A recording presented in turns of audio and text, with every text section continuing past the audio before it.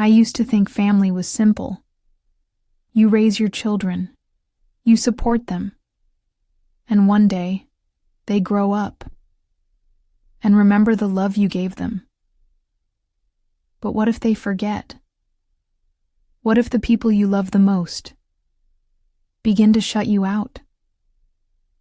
I was just trying to help. I thought I was doing the right thing. But my son, my only son, looked me in the eye and said, "Mom, I do not want you to babysit anymore." He said it like I was a stranger, like my presence was a burden. I stayed silent. But what he did not know was that I had been paying the nanny's salary. Sometimes love is invisible, and sometimes it takes a quiet truth to shake everything apart. This is my story.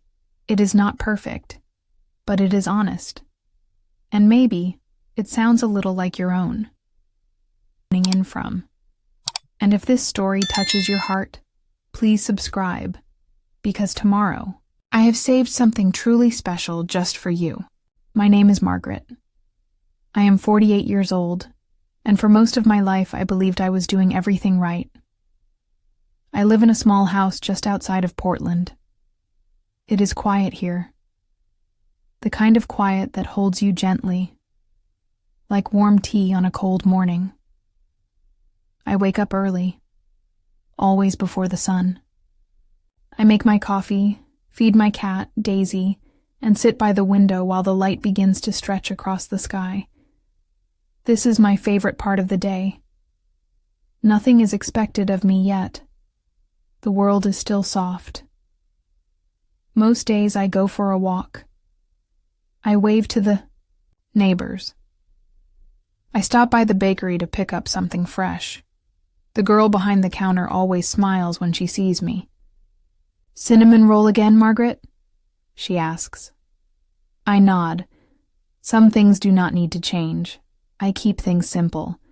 That is how I have always lived. My garden is small, but it brings me peace. I talk to the flowers like they are old friends. I know, that sounds silly, but when you spend many years alone, you find comfort in small things. I was not always alone. My husband Richard passed away 9 years ago. He had a gentle soul and a loud laugh. He used to call me Maggie, even though I never liked the nickname.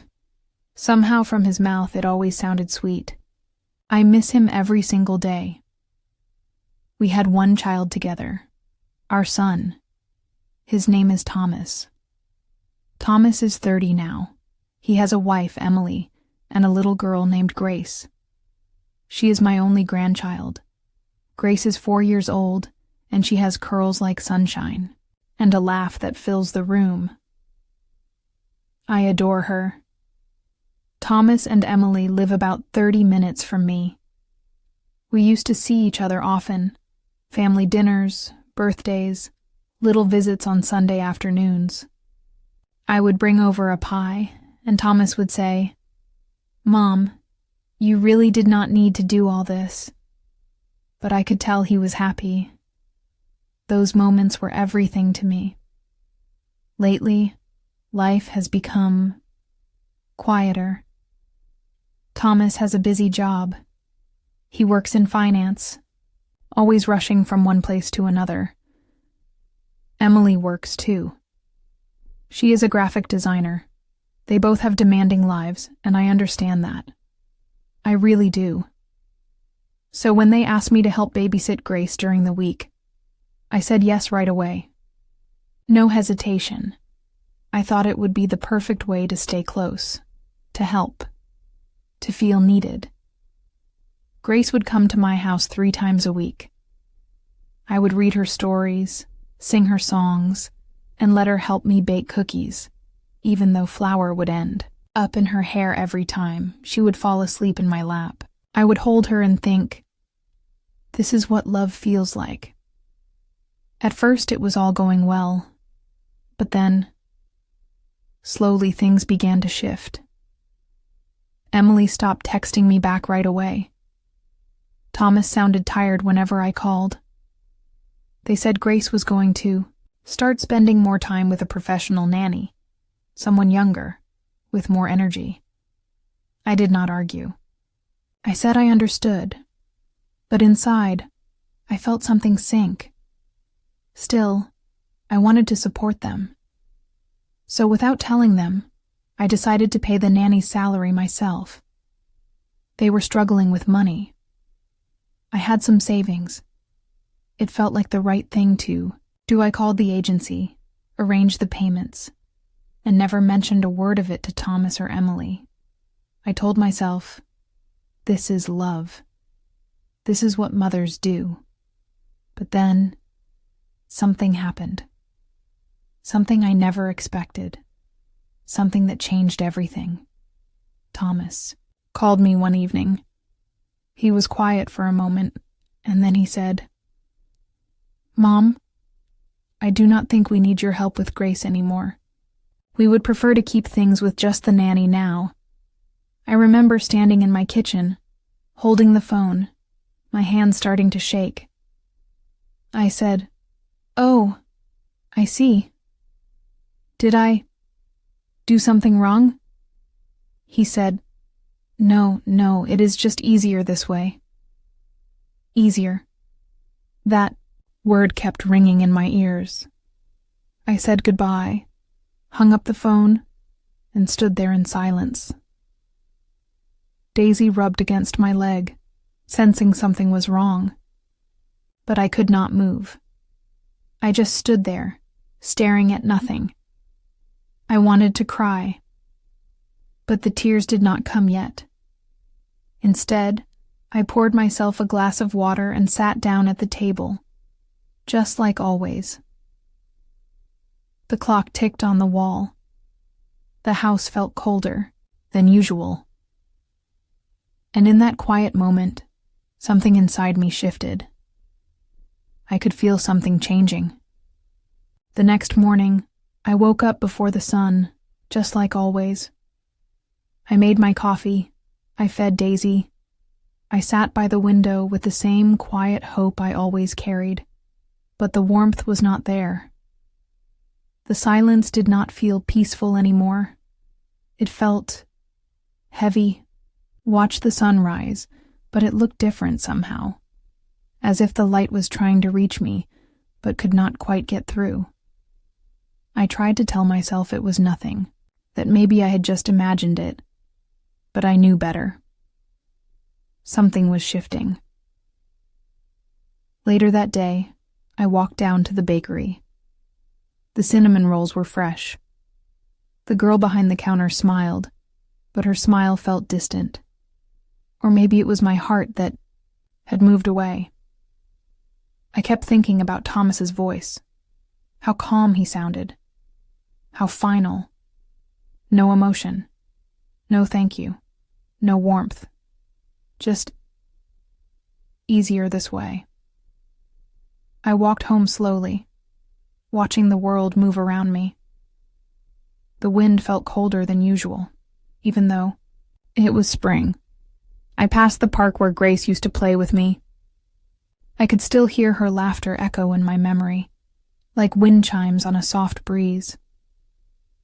I stood there for a while, near the bench we used to sit on together. I remembered the way she held my hand, how she would look up at me and say, "Grandma, can we stay just a little longer?" I always said yes. Always. Back home, I opened the closet in the guest room. Grace's toys were still there. The little tea set, the stuffed giraffe, the books we used to read together. Her favorite was The Red Umbrella. Every time she would say, "Again, Grandma, again." I sat on the floor and picked up the book. I opened to the first page, but I could not read it. Not this time. The words blurred. My eyes stung. My hands felt too tired to hold the story. I closed the book gently and placed it back on the shelf. That evening, I tried to call Thomas. He did not answer. I left a message. "Hi, sweetheart. I just wanted to check in. No rush. I hope everything is going well with Grace.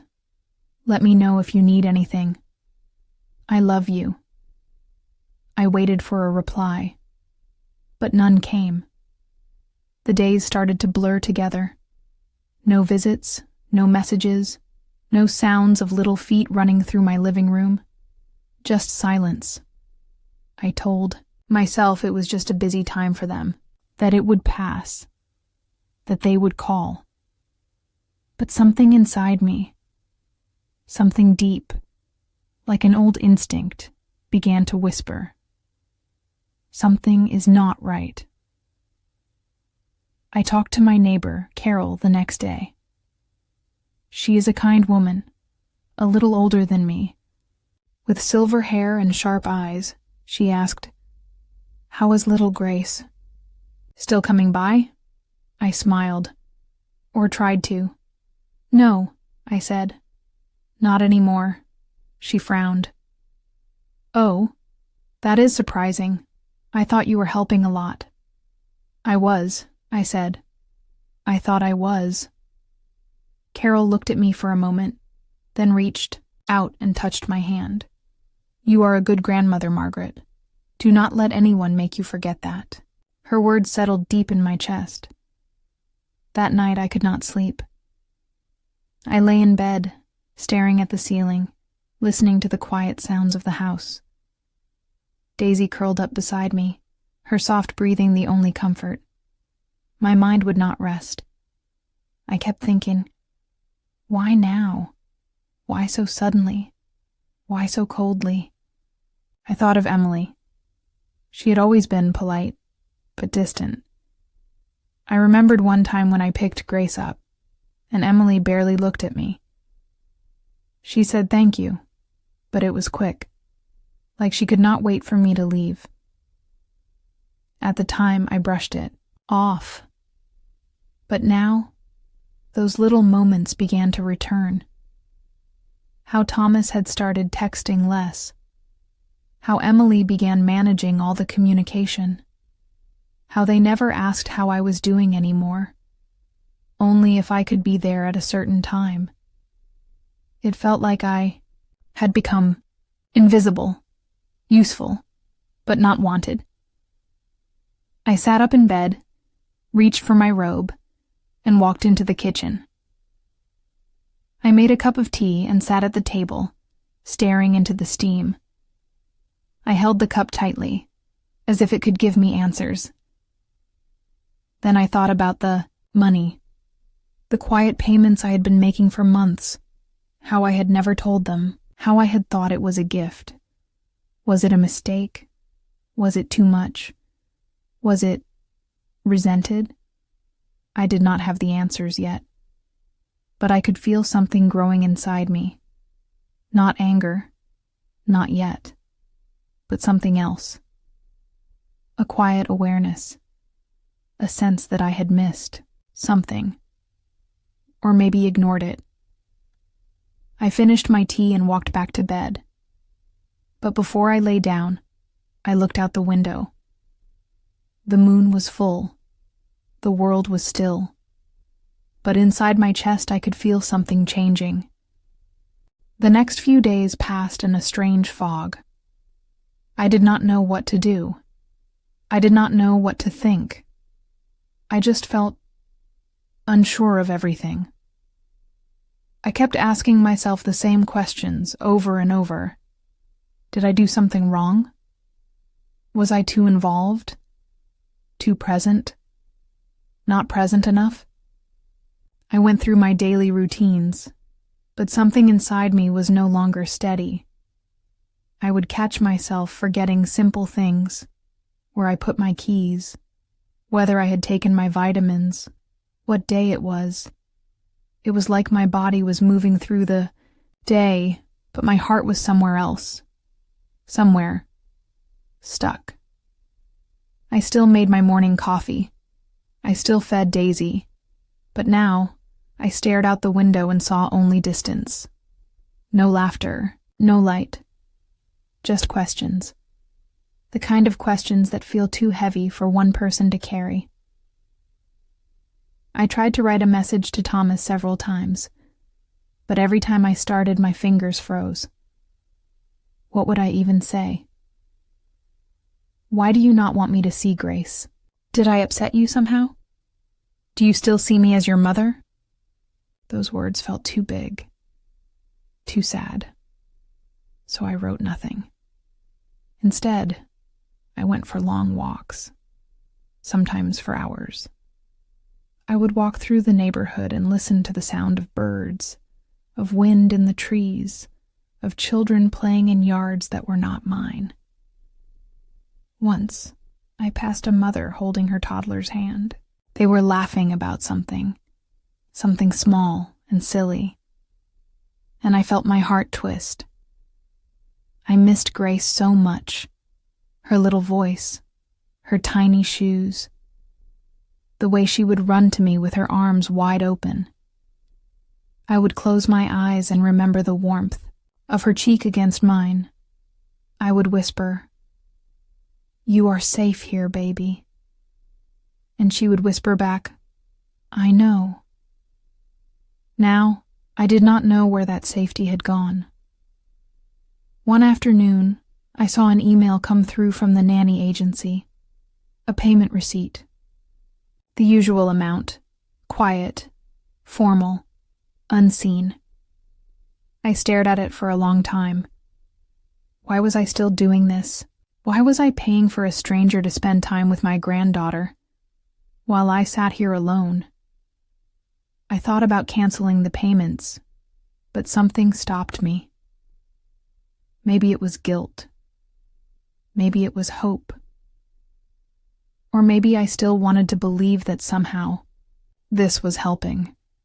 I closed the email and sat in silence. That night, I dreamed of Richard. In the dream, we were sitting on a porch somewhere far away. The sky was golden. The air was warm. He looked at me and said, "You always give everything you have, Maggie. But maybe it is time to ask what you need too." I woke up with tears in my eyes. I missed him so much. His wisdom. His way of seeing me. His way of grounding me when I felt lost. He would have known what to do. But now, I was alone with my questions. I went to the kitchen and opened a photo album from the drawer. It was full of pictures, birthdays, holidays, family trips. There was one photo that made me pause. It was me holding baby Grace for the first time. Thomas was beside me, smiling. I traced the edge of the photo with my finger. Back then, everything felt so full, so real. Now I felt like I was watching my life through glass. I closed the album and leaned back in my chair. And then, something strange happened. I remembered a conversation from months ago. Emily had said something, just in passing, that I had forgotten until now. We were in the kitchen. Grace was drawing at the table. Emily had looked at me and said, "You know, sometimes I feel like Grace listens to you more than she listens to me." At the time, I had laughed. But now, I was not so sure it had been a joke. Was there something more in her voice that day? A hint of jealousy? Or hurt? Had I overstepped somehow, without even realizing it? The thought made my stomach turn. I loved that little girl with all my heart. But had I made her mother feel pushed aside? I sat with that thought for a long time. Confusion settled into me like fog, thick, quiet, endless. I wanted to fix things, but I did not even know what was broken, and that was the worst part of all. The next morning, I heard my phone ring. It was Thomas. For a moment, I just stared at the screen. My hand was trembling. I almost let it go to voicemail, but something in me, something deeply hopeful, made me answer. "Hi, Mom," he said. His voice sounded normal, calm, as if nothing had happened. I tried to keep mine steady. "Hi, sweetheart. It is good to hear from you." He spoke about work, about how busy things had been, about Grace starting a new preschool program. He talked and talked, filling the space with noise but never touching what really mattered. Finally, I took a breath. "I have missed you," I said quietly. "I have missed Grace." There was a pause. Then he said, "Yeah, I know. Things have just been complicated lately." Complicated. That word sat between us like a locked door. I wanted to ask what that meant. I wanted to ask why they had pulled away, but I also did not want to scare him off. So I waited. He sighed. "Emily thinks Grace needs more structure, that the nanny has a good routine, that it is easier this way." Easier. That word again. I looked out the window. The sky was overcast. The trees were still. I felt as though the world was holding its breath just like I was. I said, "I understand if you need help, but I want you to know I am here. I want to be part of her life." He was quiet again. Then softer, he said, "I know, Mom. I know you care." Something about the way he said it. It almost sounded tired, or conflicted, as if he wanted to believe me, as if a part of him still did. After we hung up, I sat in silence for a long time. I thought about his words. "I know you care." It was not much, but it was something. That evening, I pulled out an old box from the hallway closet. Inside were small things I had saved over the years. Drawings, letters, tiny crafts Thomas had made when he was a little boy. There was one in particular, a crayon picture of our family drawn when he was 6. He had written at the top, "Me and Mommy. She makes everything okay." I held the paper close to my chest. I wanted to trust that part of him was still there. That behind all the grown-up distance and responsibility, the little boy who loved me still remembered who I was. I remembered when Thomas was 9, and he got sick with the flu. He had cried through the night, and I had sat by his bed, cooling his forehead, whispering, "I am here. I will stay." And I had always. I wanted him to know that had not changed. Later, I decided to write him a letter. Not an email, not a text. Real letter. Something he could hold. I wrote, "Dear Thomas, I hope you know how deeply I love you. I know life changes. Children grow. Families shift. But I want you to remember, I have always been here for you. And I want to be here for Grace, too. Not just as a helper, but as her grandmother. As someone who knows the shape of her giggle, the way she holds her blanket, the stories she loves. I do not need to be everything, but I do want to be something. Something real. I trust you will understand what that means. Love." Mom, I sealed the envelope and placed it by the door. The next morning, I mailed it.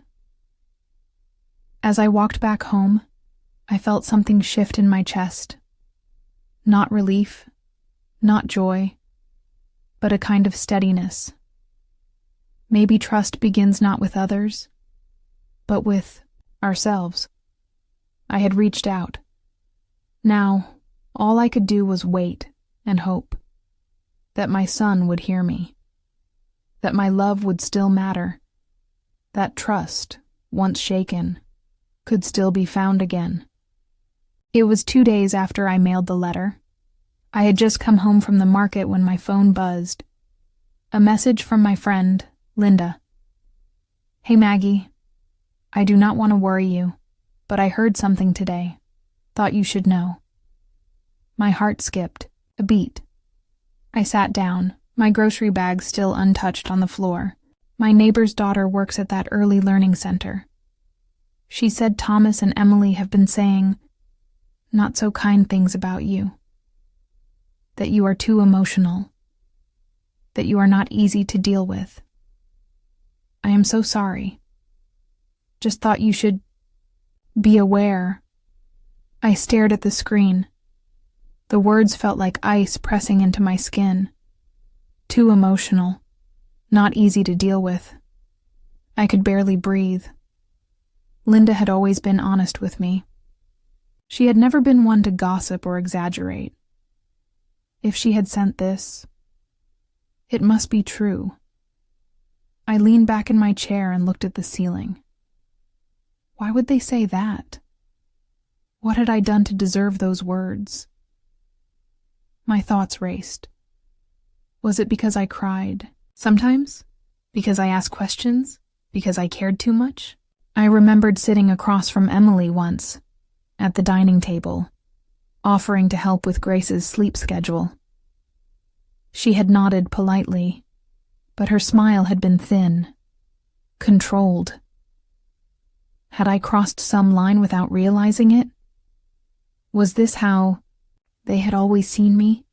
Not as a loving mother, not as a supportive grandmother, but as a problem?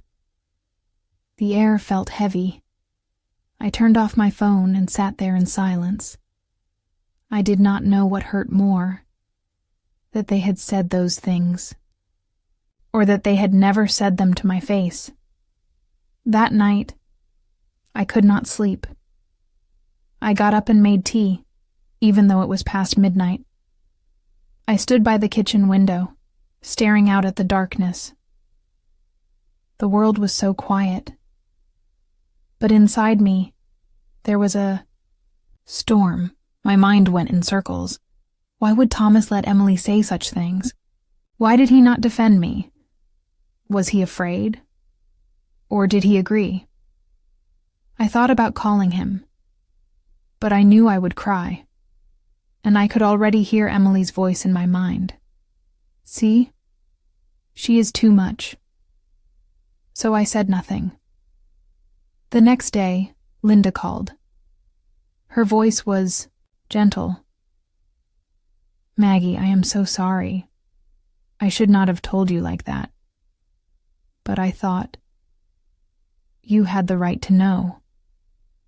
"No, Linda," I said softly. "Thank you. I needed to hear it." She was quiet for a moment. Then she asked, "Can I say something hard?" I swallowed. "Yes. You have always carried everyone else's pain. You have always said yes, always forgiven, always tried to make peace. But maybe it is time to stop doing that." I did not answer. "Sometimes," she continued, "people get used to you bending, and they expect it. And when you stop, they say you are difficult. But that does not mean you are wrong." I felt tears in my eyes, not from pain, but from recognition. Linda was right. I had spent my whole life being gentle, being agreeable, being the peacemaker, the giver, the one who made everything okay. And yet, here I was, alone, blamed, pushed. Decided maybe it was time to look at everything differently. Maybe the warning I heard was not just from Linda. Maybe it was from life itself, telling me, "You have been quiet too long. It is time to find your voice." I hung up the phone and walked to the mirror in the hallway. I looked at my reflection for a long time. My eyes were tired. My skin had softened with age. But there was something deeper there too, a kind of strength I had forgotten. I whispered, "You are not too much." And for the first time in weeks, I started to believe it. The next morning, I woke up before the sun. I lay in bed for a long time, staring at the ceiling, listening to the quiet hum of the early hours. I felt heavy, but I told myself, today will be normal. I pushed aside the ache in my chest. I folded it up neatly, like an old blanket, and tucked it deep inside. I told myself, do not overthink. Do not feel too much. Just move through the day. I got up, made coffee, and opened the window. The air was cool. A breeze touched my face gently, like a whisper. I focused on small things, watering my plants, folding laundry, writing out my shopping list. I even played soft music, letting it fill the empty rooms like company I did not have to speak to. But no matter how busy I stayed, the words still echoed in the corners of my mind. She is too emotional. She is not easy to deal with. I shook my head, tried to hum along with the music, but the melody could not drown the doubt. Later, I decided to bake a pie. Apple, Grace's favorite. I peeled the apples slowly, carefully, the way my mother taught me when I was a girl. I wanted to lose myself in the rhythm, the slicing, the mixing, the scent of cinnamon filling the air. I told myself I would bring it over to Thomas and Emily's house. Maybe that would help. Maybe it would remind them of who I am, of how much I care.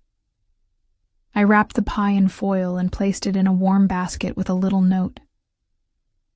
Just a small hello. I hope you are all well. Love, Mom. I drove over quietly.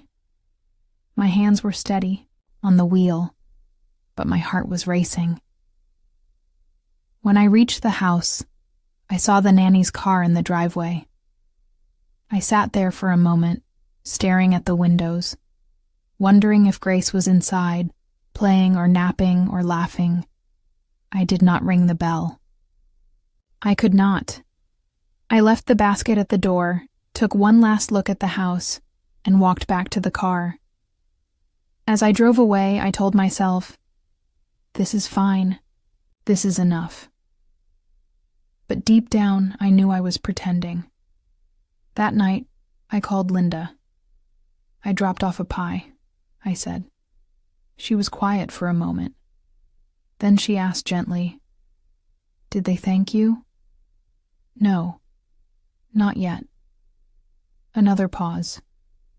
"Maggie," she said, carefully, "you do not have to keep proving that you are good." Her words made my throat tighten. I whispered, "I know." But the truth was, I did not. I had spent my whole life believing that if I loved hard enough, gave enough, forgave enough, stayed quiet enough, people would stay. They would see me. They would understand. But now I was starting to see that is not always how life works. Sometimes people pull away even when you give them everything. Sometimes love is not enough to be understood. Still, I was not ready to face that. Not yet. So I smiled at Linda's words, changed the subject, and told her I was fine. After we hung up, I sat in my chair by the window, holding a warm cup of tea. The house was quiet. Daisy curled up by my feet. The sky outside was turning gray, and I whispered to myself, maybe this will all pass. Maybe tomorrow things will be better. But a small voice inside me, one I tried to ignore, whispered back, or maybe this is just the beginning. It was a week later when I saw Thomas again. He came over to visit. Just a quick stop, he said. He had some errands to run and figured he would swing by to say hello. He brought Grace with him. I was surprised by how much my heart lifted when I saw her little face in the car window, her bright eyes, her messy curls. She looked so much like Thomas at that age, it almost hurt. She jumped out of the car before Thomas could even park. "Grandma!" she shouted, her tiny feet barely touching the ground as she ran toward me. I scooped her up, and for a moment, it felt like everything was right. I held her close, breathing in the sweet scent of her hair, the warmth of her little body in my arms. I was here. I was part of her life. "Hi, Grandma," she giggled, giving me a big hug. "Hi, sweet girl," I whispered, hugging her back. "You look beautiful today." As I set her down and watched her run to the garden, I felt a wave of peace. For just a moment, everything felt like it used to. But then I turned to Thomas. He stood by the car, his arms crossed over his chest. He gave me a small, polite smile, but it did not reach his eyes. It was a smile he had used for years now, a smile that felt distant, careful. I did not know what it was, but something in the way he looked at me sent a shiver down my spine. He was not angry. He was not cold. But he was distant. Distant in a way that felt like a wall was slowly building between us. He kissed me on the cheek, but it felt like a formal gesture. It felt like something he had to do, not something he wanted to do. We walked inside, Grace running ahead, laughing as she played with Daisy in the living room. "Tea?" I asked, trying to sound casual, trying to hide the nervousness in my voice. "Sure," he said, but his tone was flat, distracted. I busied myself with the kettle, trying not to show how much his quiet presence was bothering me. I tried to ignore the way my heart thudded in my chest, the way my hands felt unsteady as I poured the water into the cups. When I brought the tea to the table, I sat down across from him, my fingers tracing the edge of my cup. We spoke for a while, about nothing important, the weather, Grace's school, the latest neighborhood gossip. But the words felt hollow, like they were being spoken to fill the space instead of connect it. Then, Thomas looked up at me, and for the first time in a long time I saw something in his eyes that I had not seen before. It was not anger. It was not hurt. But it was something else. It was a kind of sadness. A kind of regret. And underneath it all, a deep, deep confusion. It was as if he wanted to say something, but he could not find the words. As if he wanted to reach out, but did not know how. I stared at him, feeling the weight of that look settle between us like an invisible thread. It was painful. It was intimate. It was a look that held more than just a moment. It held a lifetime of history. Then just as quickly, as it appeared, he blinked, and the look was gone. He smiled again, but it was back to the polite, practiced smile. "I should get going. I have to pick up Emily from work." I nodded, my throat tight. "Okay, be careful." He stood, and I followed him to the door. As he opened it, he hesitated for a moment, then turned back to me. "I know you are trying. Mom, I know. It's just hard." Those words hit me like a wave. I did not know how to respond. Instead, I simply nodded and watched him walk away. The house felt emptier than usual after Thomas left. Grace had gone back to the car with him, and the silence wrapped itself around me like a blanket I could not escape. I wandered through the rooms, feeling the weight of every corner. The house, once full of laughter and noise, now felt like a place where the walls held secrets. I had to ask him. I knew I had to. I could not keep pretending. I could not keep burying this feeling that something was wrong. Something important was being left unsaid between us, and it was breaking me slowly, bit by bit.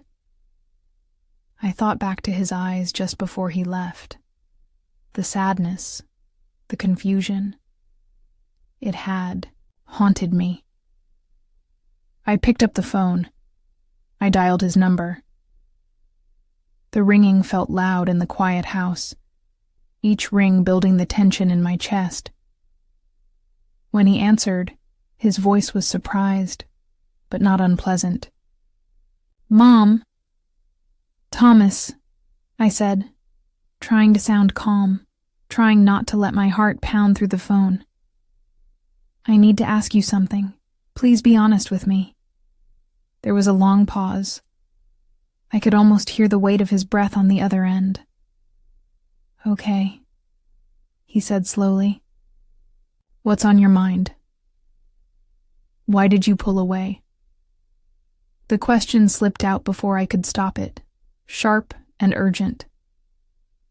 "Why did you stop letting me see Grace? Why did you stop trusting me?" I waited, the silence stretching longer than I could bear. I could feel my palms growing cold, my stomach tightening. "I don't know what you mean," he said, his voice lower now, careful. "Thomas," I pressed.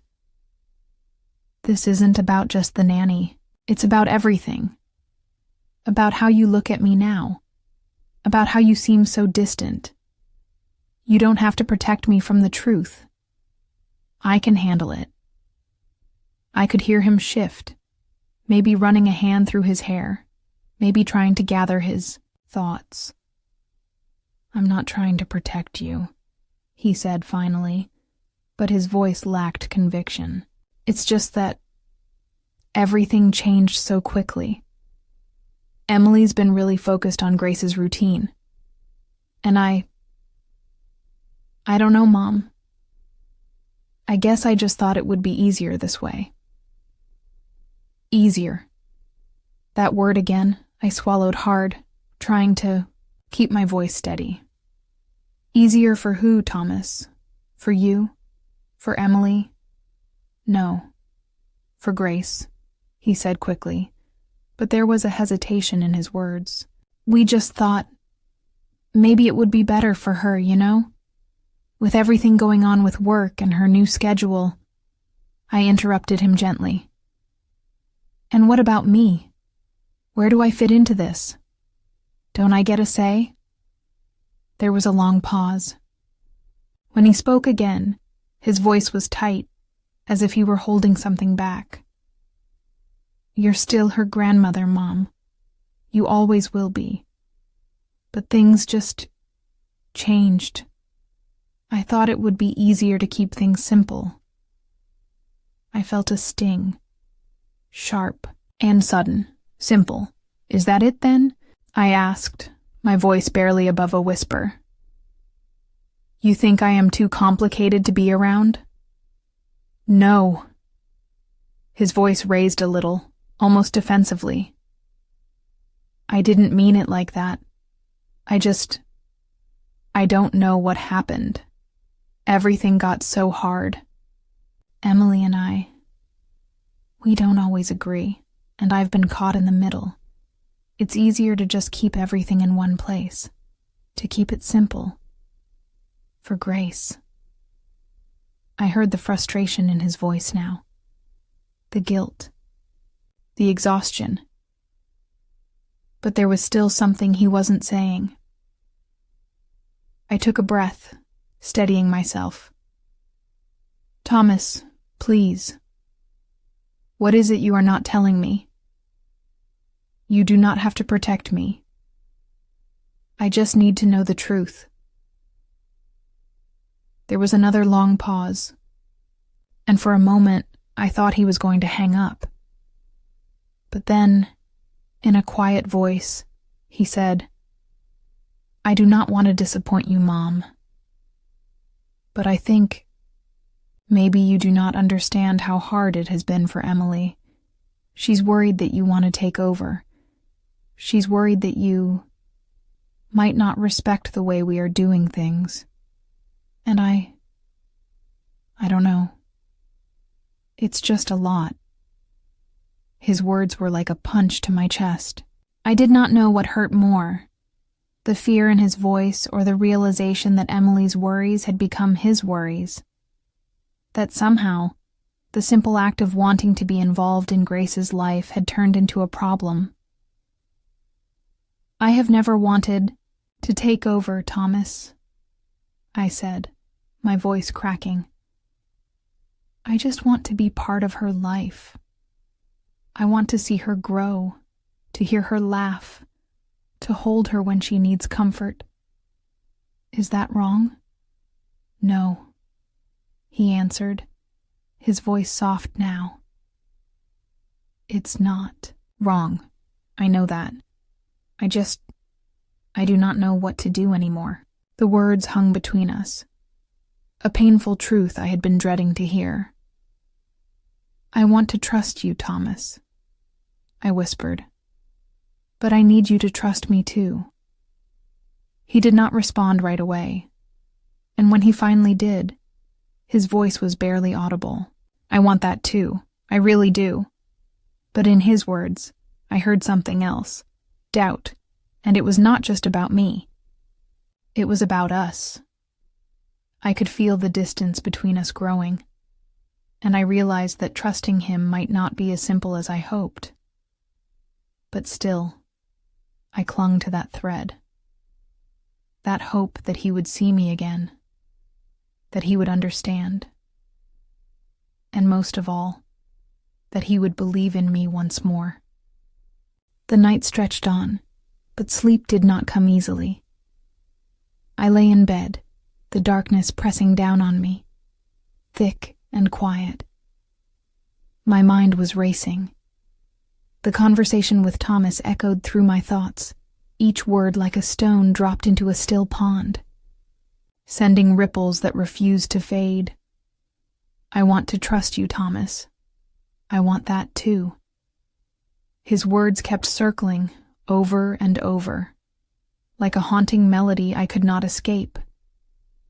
I thought about what he had said, about Emily's worries, about the distance that had grown between us.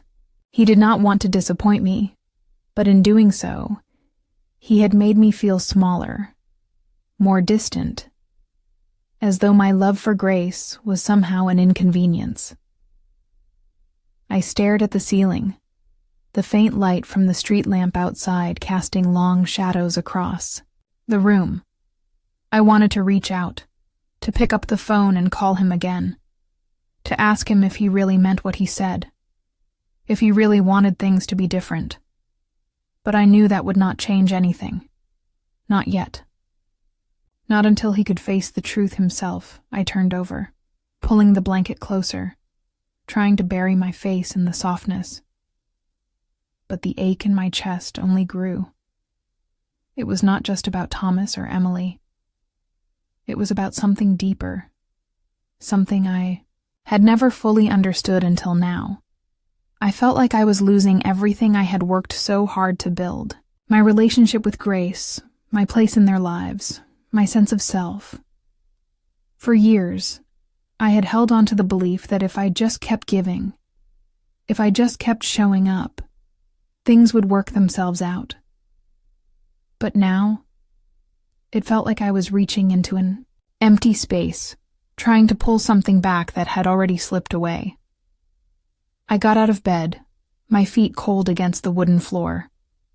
I walked to the window and looked out into the night. The stars were faint, hidden behind a veil of clouds. The air was still, too quiet. The world felt distant, as if everything was happening in another place, far beyond my reach. I tried to think about other things, to distract myself.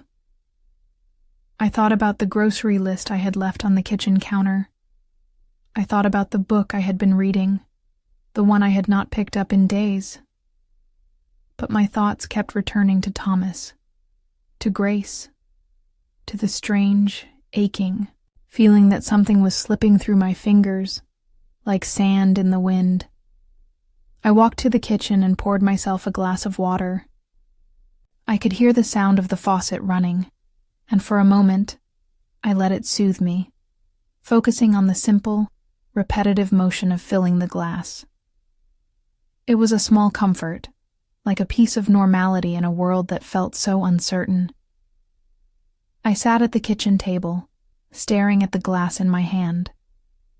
The cold water felt refreshing, but it did nothing to ease the tightness in my chest. My thoughts were still spinning, each one leading to another question I could not answer. Why had it gotten this way? Why had Thomas pulled away? Why did Emily feel so threatened by my presence in their lives?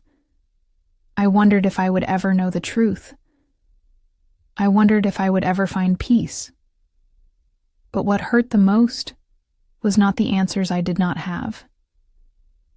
It was the fact that, in this moment, I felt more like a stranger in my own family than I ever had before. It was as though I was standing on the outside, looking in, and I did not know how to find my way back. The morning after that sleepless night, the house seemed colder than usual. It was not the temperature. It was something else. A subtle shift, a quiet weight that pressed against me as I went about my routine. I stood by the kitchen window, watching the sky slowly brighten. The sun had not yet fully risen, and the world outside was still, peaceful in its early morning silence. But inside, the stillness felt heavy. It felt like something was broken, something I could not fix. I made coffee, the familiar motions almost automatic. The smell of it filled the room, but it did nothing to soothe the knot in my stomach. My thoughts kept drifting back to Thomas and our conversation, the distance, the uncertainty. I tried to focus on the small tasks that filled my day. Sorting through the mail, tidying up the living room, checking on the plants that had started to wilt from lack of attention. But no matter how hard I tried, my mind kept returning to him. I missed him. I missed how we used to talk. I missed the way he used to laugh with me, share small moments of joy in our busy lives. But now it felt like that closeness had been replaced with silence, a silence that seemed to stretch on forever. I sat down at the table, staring at the untouched cup of coffee in front of me. The warmth of the mug did little to ease the chill in my bones. My fingers wrapped around it, but I barely noticed the sensation. I thought about the days when I used to take Thomas and Grace to the park, when we would laugh together, share stories, enjoy simple pleasures. Those days felt like they belonged to someone else, someone far removed from the woman I had become. It was not that I was angry. It was not that I felt betrayed. It was a quiet, aching pain, a longing for something that felt lost, something I could not name. I had always believed that love would fix everything, that time and patience could heal all wounds. But now I was starting to wonder if that was true. I had spent so many years giving, loving, and trying to be enough. But now, in this moment of quiet, I was forced to confront the truth. I was not enough, not for him, not for Emily, not even for myself. I had hoped that the answers would come, that things would fall into place. But all I had was silence, a silence that was loud, deafening in its weight. I stood up, suddenly restless. I could not stay in the kitchen any longer, could not keep pretending that everything was fine when it so clearly was not.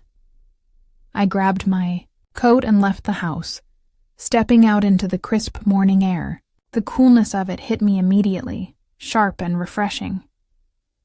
I breathed in deeply, feeling the burn in my lungs. I walked down the street, my footsteps echoing in the quiet morning. The world felt vast around me, and yet I felt so small, so insignificant. It was as though I was walking through a fog, unsure of where I was going or why.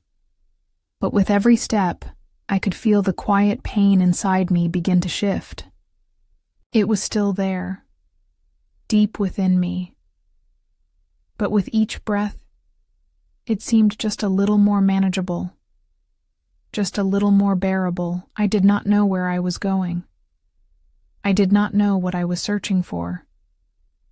But in that moment, I knew one thing for sure. I had to keep moving forward, even if it was just one small step at a time.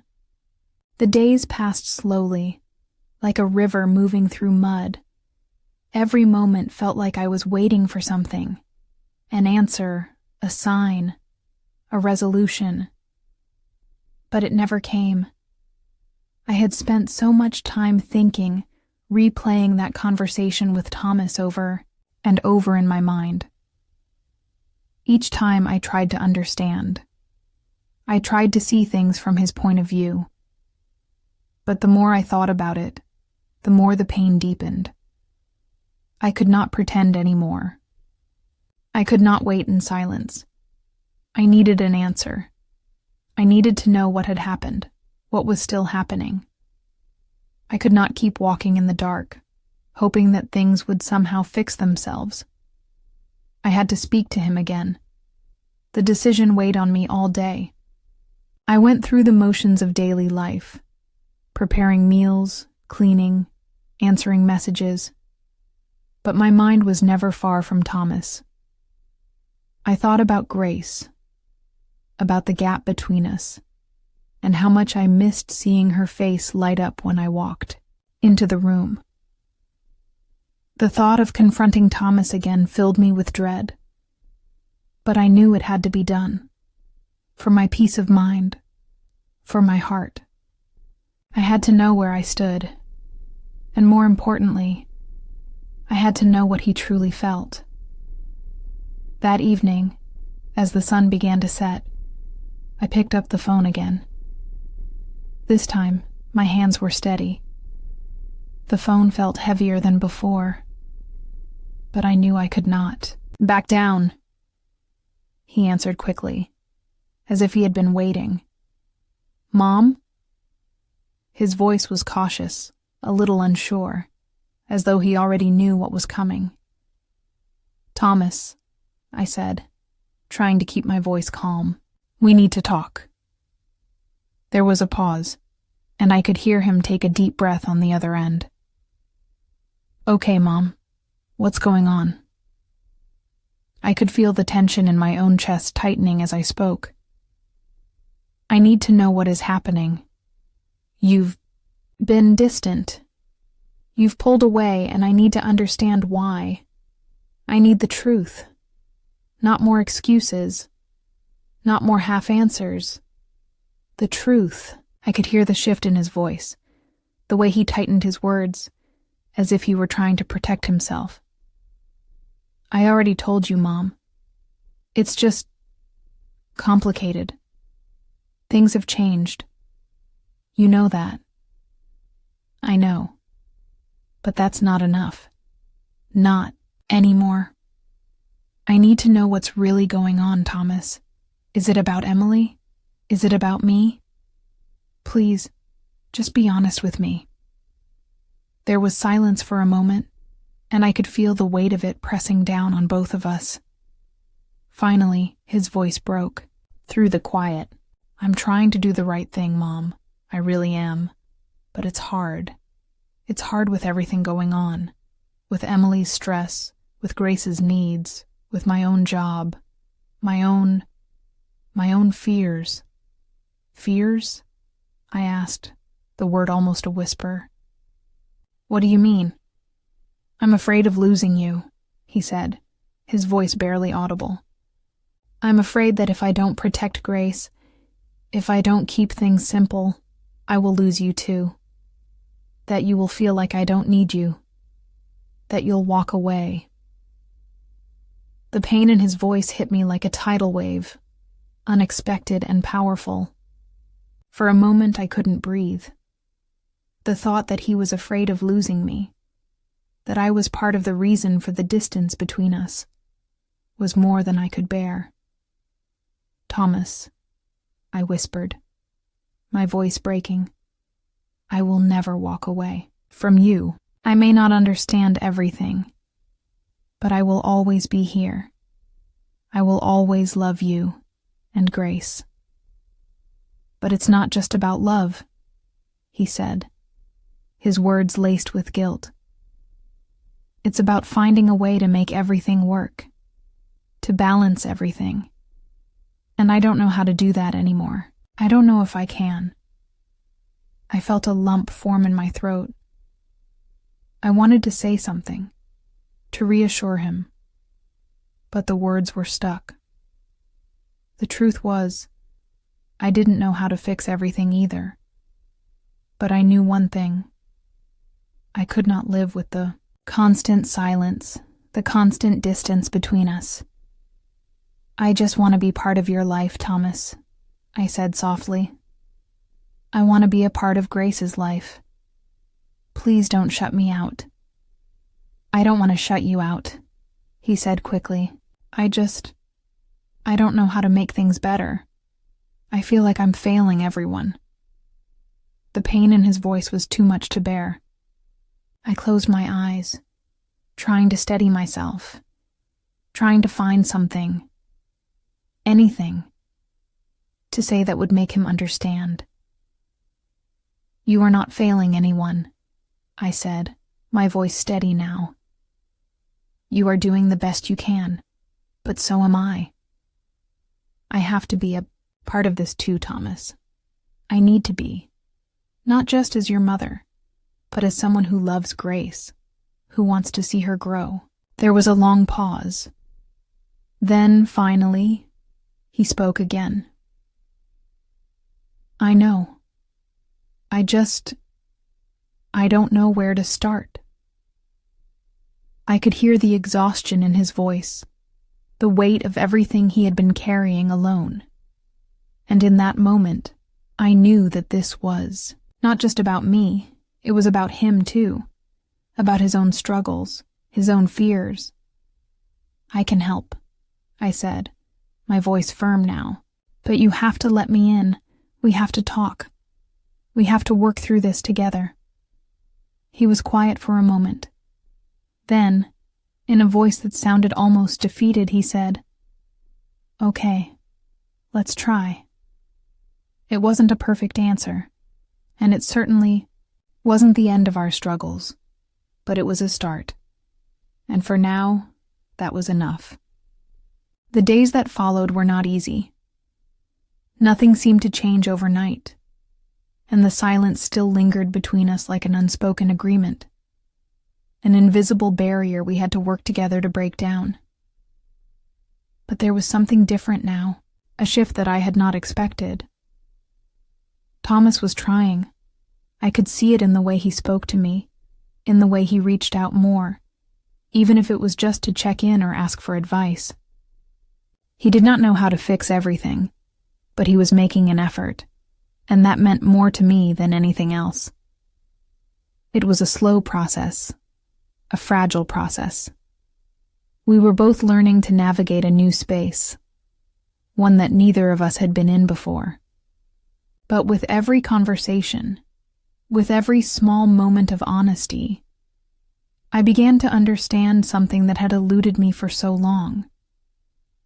It was not just about love. It was not just about trust. It was about vulnerability. I had spent so many years holding myself together, playing the role of the strong, dependable mother. I had convinced myself that I could fix everything, that my love was enough to smooth over every crack, every problem. But I had never truly let myself be vulnerable, never allowed myself to admit that I did not have all the answers, that I could be afraid, that I could struggle too. I had been so focused on them, on Thomas and Grace, that I had forgotten to take a step back and focus on me. I had forgotten to acknowledge my own fears, my own needs. And now, as I looked at Thomas, as I listened to his voice on the phone, I realized that he was in the same place. He had been so focused on doing what he thought was right for Grace, on protecting her from the world, that he had never truly let himself be vulnerable either. It was a revelation that hit me like a wave. I finally understood what had been driving his actions, what had caused the distance between us. He was afraid. He was afraid of failing, of not being enough for Grace, of not being enough for me. The weight of his fear, of his burden, was something I had never fully comprehended before. But now, in this moment, I saw it clearly. And for the first time in a long while, I understood. It was not about me. It was not about Grace. It was about the fear we all carried. The fear of not being good enough. And in that understanding, something shifted within me. I did not have all the answers.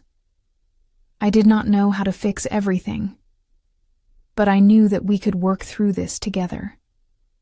That we could find a way to make it work if we were both willing to be vulnerable, to be honest with each other.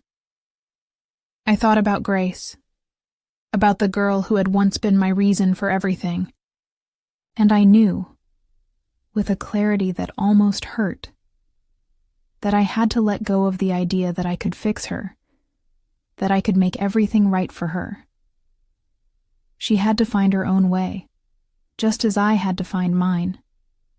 I had spent so much time trying to be everything, to everyone, to fill every role, to smooth over every problem. But in the end, I realized that what mattered most was not perfection. It was connection. It was being there, even in the mess, even in the fear. That was what we all needed. Connection, vulnerability, understanding, and for the first time in a long while, I felt like I had it. It is not easy to walk away from someone you love, from a situation you have been part of for so long. The thought of leaving, even for a short time, always feels like a small death, a quiet goodbye, a moment that is impossible to take back. I had reached that point. I had reached the place where staying no longer seemed like the right choice. Thomas and I had tried to talk.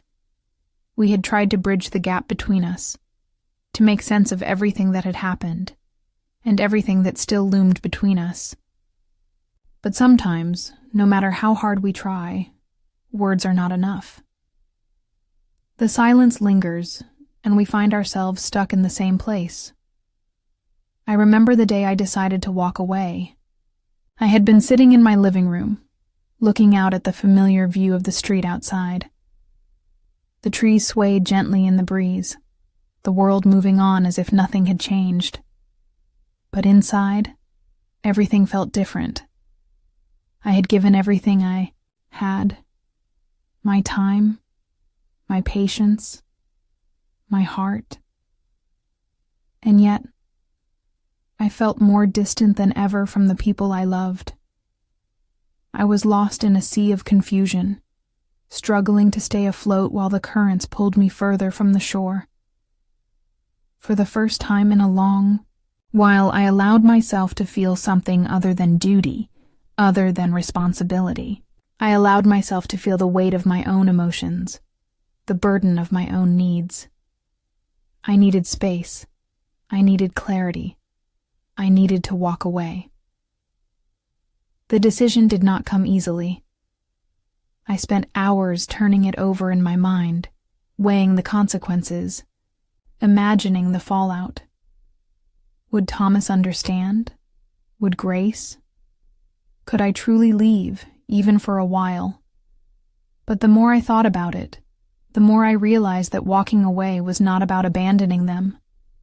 It was about giving myself the chance to breathe, to exist outside of their expectations, outside of the roles I had played for so many years. It was about finding my own path again, finding my own strength. I had been so wrapped up in their lives, in their needs, in their problems, that I had forgotten to live for myself. I had lost touch with who I was outside of being their mother, their support system, their everything. And that was a part of me that I could no longer ignore. I picked up the phone and called Thomas. The moment I heard his voice, my heart wavered. But I steadied myself. This was not going to be easy, but it was necessary. "Thomas," I began, my voice calm but firm. "I think I need to take some time for myself. I need to step away for a while." There was a long pause, and I could hear the shock in his silence. "Mom?" His voice cracked slightly. "What do you mean? Where are you going?" "I do not know exactly," I said honestly. "I just need some time to think, to figure things out on my own." "You can't just leave," he said, his words filled with confusion and worry. "We need you here.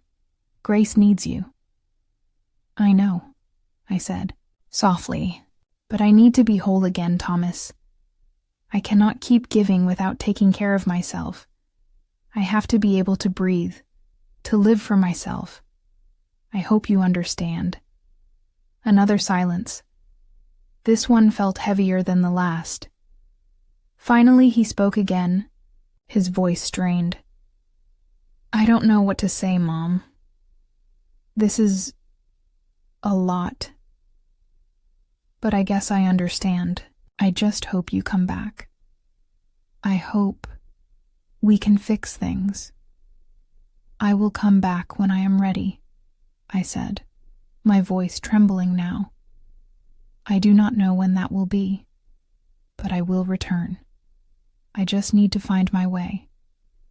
I hung up the phone, the finality of it settling in my chest. There was no going back now. I had made my choice, and I had no idea what the future would hold. But one thing was certain. I had to walk away, if only for a little while, to remember who I was, to remember that I existed outside of the roles I had created. Leaving was harder than I ever could have imagined. I thought that walking away would bring me peace. I thought it would give me the distance I needed, the time to heal, to think, and to breathe. But no matter how far I drove, no matter how many miles I put between myself and the life I had known, the pain stayed. It followed me, like a shadow I could not escape. The first few days felt like a blur. I stayed in a small cabin by the lake, far away from everything. The air was fresh, the quiet almost overwhelming, and I spent most of my time sitting by the water, watching the ripples move across the surface. The stillness outside was in sharp contrast to the storm inside of me. At first, I told myself it was okay, that this space was what I needed, that I had made the right decision. But the longer I stayed, the more I realized that no matter how much I tried to convince myself, The pain was always there, just beneath the surface. I missed them. I missed Thomas. I missed Grace. Every night I would lie in bed, staring at the ceiling, thinking about them, wondering how they were, wondering if they were okay.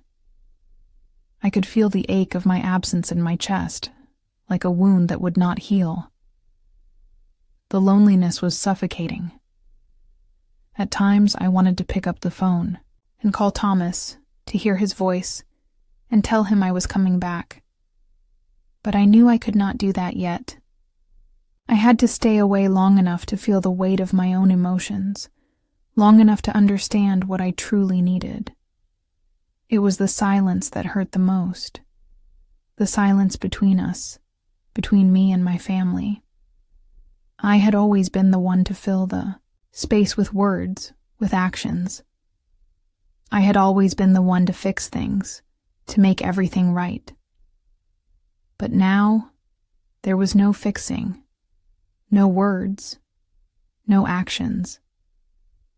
There was only the quiet and the pain that it brought. I tried to keep myself busy. I walked around the cabin, organized the small space, read books I had meant to read for years. But nothing could distract me from the emptiness I felt. The more I tried to fill the silence, the louder it seemed to get. One evening, as I sat by the lake, the wind biting at my skin, I let myself cry. The tears were not just for Thomas, not just for Grace. They were for me, for the woman I had been and the woman I was trying to become, for the mother who had always given and never asked for anything in return, for the woman who had lost herself in the needs of others, forgetting that she too needed care, needed love, needed to be whole. The pain of walking away did not go away. It stayed, settled deep inside me, a reminder of the choices I had made and the consequences they carried. But as the days passed, I began to understand something. The pain was not something to run from. It was something I had to sit with, something I had to allow myself to feel fully. Only then could I begin to heal. And yet, no matter how much I tried to convince myself that this was the right thing to do, I knew deep down that the pain would never truly go away. It would always be there, lingering in the background, a reminder of everything I had left behind. But in some strange way, I found solace in that. The pain meant that I had loved. It meant that I had cared deeply, that I had given all of myself. And perhaps that was enough. Perhaps in time, it would be enough to heal. The nights were the hardest. During the day, I kept myself busy. The routine of small tasks, even something as simple as making tea or folding clothes, gave me a small sense of purpose. But once the sun dipped below the horizon and the world outside grew still, the quiet in the cabin became almost unbearable. It was during these long nights that the past came rushing back, memories like waves that could not be stopped. I missed the sound of Grace's laughter, the way she would run into the kitchen every morning, her hair wild, her face glowing with energy, always demanding my attention. "Mom, what is for breakfast today?" she would ask, her eyes wide with excitement, even though it was always the same: cereal, toast, maybe an apple. She had always managed to make the simplest things feel special. I missed Thomas too. I missed his voice, the way he would greet me every evening when he came home from work. Always so tired, but still so ready to engage, to talk about his day. I missed the way he would call out to me from the other room, asking if I needed anything, if I was okay. His concern had always been a constant, even if I had not always appreciated it. But more than anything, I missed the way things had been, before everything became complicated, before the arguments, before the silence, before I had walked away. The past felt so far away now, as though it belonged to someone else, to a version of myself that I could barely recognize. In those quiet moments, I found myself wishing for a time when everything was simpler, when I could still believe that love was enough to fix everything. I thought about the early days, before I had given myself away completely, when I still had dreams for myself. I had not always been this woman who put everyone else first, who gave and gave until there was nothing left. I had once been someone who dared to dream, who believed in the future, in the possibility of change. But somewhere along the way, I had lost those dreams. Somewhere along the way, I had forgotten how to care for myself. I sat on the couch, staring out at the darkened sky. The stars scattered across the expanse like tiny dots of light. The loneliness was palpable, but it was not just the loneliness of being alone in that cabin. It was the loneliness of realizing how much I had lost, not just in my family, but in myself. I missed who I had been before, the woman who was strong and confident, who believed she could handle anything. I missed that sense of self-assurance, the feeling that I had control over my life. Now everything felt uncertain. Everything felt like it was slipping through my fingers, like sand in the wind. But as I sat there, letting the memories wash over me, something inside me began to shift. The past would always be a part of me, but it did not define me. I could not keep longing for something I could never return to. I could not keep wishing for a time that was gone. I had to let go of the past. The realization came slowly, almost painfully. But it was the truth. I could no longer live in the shadows of what had been. The woman I was now had to find her own way, not anchored in what had been lost, but in what could still be found. And that was where the hope lay. In the unknown, in the future that had yet to unfold. I had to trust that the road ahead, though uncertain, would bring its own moments of beauty, its own lessons. It would not erase the past, but it would allow me to build something new. The days felt longer now. The stillness had begun to wear on me, and though I had made peace with the quiet, I knew I could not remain in this solitude forever. There was a need inside me, a need to talk, to be heard, to share the weight of what I had been carrying. I picked up the phone one afternoon, knowing exactly who I needed to call. Lena had always been my anchor. We had known each other for years, our friendship forged in the early days of motherhood. She was the friend who had always been there, whether I was celebrating a victory or struggling through a tough time. Her presence had a calming effect on me, and I knew that I could turn to her when the world felt too heavy. She answered on the second ring, her voice warm and comforting. "Hey, it's been a while. How are you doing?" The sound of her voice brought a small wave of relief. I had not realized how much I needed this until now. "I'm okay," I said, the words coming out more slowly than I intended. "But Lena, I don't really feel okay. I don't know how to explain it." There was a pause. Then Lena responded softly. "I can tell. You sound different. What's going on?" I hesitated, unsure of how to put it into words. The emotions I had been feeling were so complex, so tangled. But I trusted Lena, and somehow, in this moment, I needed her to understand. I left, I said simply. I walked away from Thomas and Grace. I thought I needed space. But now I feel lost. Lena's response was immediate, filled with concern. You left? Oh my God, what happened? I closed my eyes, taking a deep breath, and began to explain everything. The tension with Thomas, the growing distance, the emotional exhaustion that had driven me to leave. I told her about the pain, the regret, and the loneliness that had followed me since. Lena listened without interruption, her silence a sign of understanding. When I finished, there was another long pause, and I wondered if I had said too much, too soon.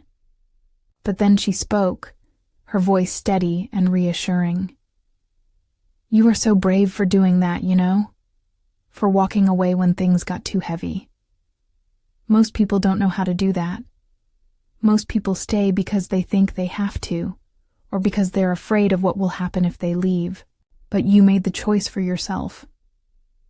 Her words hit me in a way I had not expected. They were not what I had anticipated. I thought she would tell me that I had made a mistake, that I needed to go back. But instead, she offered validation, a perspective I had not yet considered. You're not alone in this, Lena continued.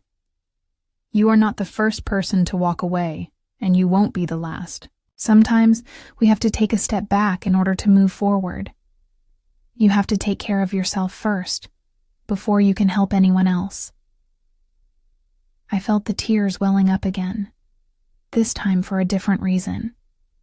I had not realized how much I needed someone to tell me that it was okay to be vulnerable, that it was okay to take care of myself. I had been so focused on everyone else's needs for so long that I had forgotten what it meant to care for my own heart. You really think it's okay? I whispered, the doubt creeping into my voice. Yes, I do, Lena said firmly. It's not easy, but it's okay. You'll find your way, and you will be stronger for it. Her words lingered in the silence that followed, offering me a kind of peace I had not known in a long time. For the first time in weeks, I felt a little lighter, as though someone had shared the burden I had been carrying for so long. I don't know what the future holds, I said quietly, but I know that I have to take care of myself now. I need to be whole again. You will be, Lena said with absolute certainty. And when you're ready, everything else will fall into place. You've got this. And just like that, I knew she was right. The road ahead was still uncertain, and I did not have all the answers. But talking to Lena reminded me that I did not have to have everything figured out. I just needed to take one step at a time, trusting that with each small move, I would find my way back to myself. Saying goodbye is never easy. It is a word we often avoid, a finality that feels too heavy to carry. But sometimes, it is the only word left to say. After I spoke with Lena, I knew that I could not keep running. I had been living in this strange limbo, neither fully committed to moving forward, nor willing to go back to the life I had left behind. But I also knew that I could not stay in this state of uncertainty forever.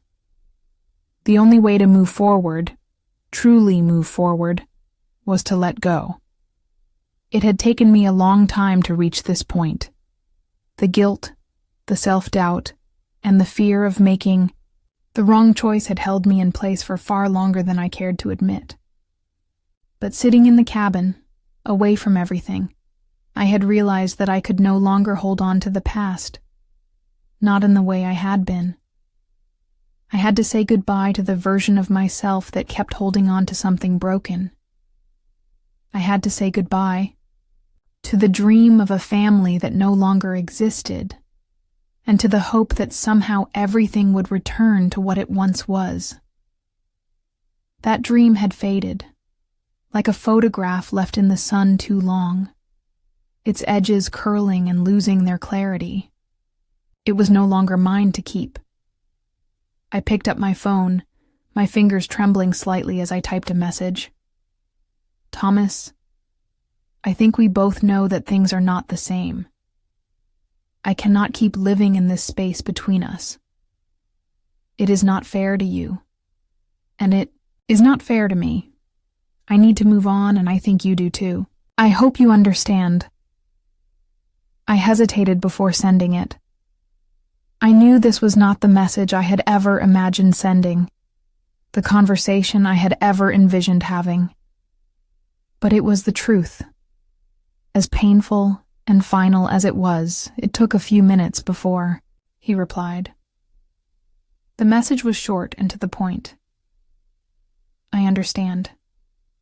I always thought we would find a way, but maybe we never could. Goodbye. I stared at the words on the screen, feeling the weight of them settle deep inside my chest. The goodbye that had been hanging in the air for so long had finally come. And even though I had known it was coming, I was not ready for how it felt. The finality of it stung, like an open wound being touched by the air. But even as the sadness crept in, there was a sense of relief. For so long, I had been holding on to something that was not meant for me anymore. By saying goodbye, I had released myself from that burden, from the weight of expectation and regret. It did not make the pain go away, but it allowed me to breathe a little easier. I sat down on the edge of the bed, the phone still in my hand. It felt as though the room had grown smaller, the walls closing in around me. And yet, in the midst of this, there was space. A space that had been filled with so much noise and confusion for so long was now calm, almost empty. Saying goodbye was the hardest thing I had ever done, but it was also the most necessary. I had to let go, not just of Thomas, not just of Grace, but of the life I had built around them. I had to let go of the woman I had been, the one who had clung to love, to family, to everything she thought she knew. She was no longer who I needed to be. And as I sat there, the tears coming slowly, I whispered to myself, it is time. Time to move on. Time to find myself again. The pain would stay for a while. I knew that. But I also knew that it would not always feel this sharp. Slowly, with each step forward, I would find my way out of the darkness and into a new light. There are moments in life when you find yourself completely alone, not just physically, but emotionally and mentally. The silence around you is deafening, and the absence of familiar voices and faces leaves a heavy weight in your chest. That is what it felt like the day after I said goodbye. It was strange, really. The world outside was still turning. People were still going about their business. And yet I felt as though everything had stopped for me. The house, the cabin, everything seemed quieter than it had ever been before. I could hear every creak of the floorboards, every gust of wind brushing against the windows. The stillness was almost suffocating. I spent the first few days in a daze, moving through the motions of life but feeling disconnected from everything. The loneliness wrapped around me like a blanket I could not shake off. I kept thinking about the past, about Thomas and Grace, about the life I had left behind. But the thoughts came in waves, crashing over me, pulling me under and leaving me gasping for air. But somewhere, beneath the sadness and the ache, I also felt something else, something I had not expected. There was a quiet strength beginning to grow inside me. At first I did not recognize it. I was still grieving, still reeling from everything that had happened. But the more I allowed myself to sit with the pain, the more I understood that it was not the end. It was just a new chapter, one that was waiting to be written.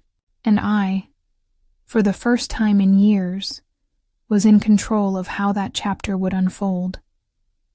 I had been so used to living for others, for Thomas, for Grace, that I had forgotten how to live for myself.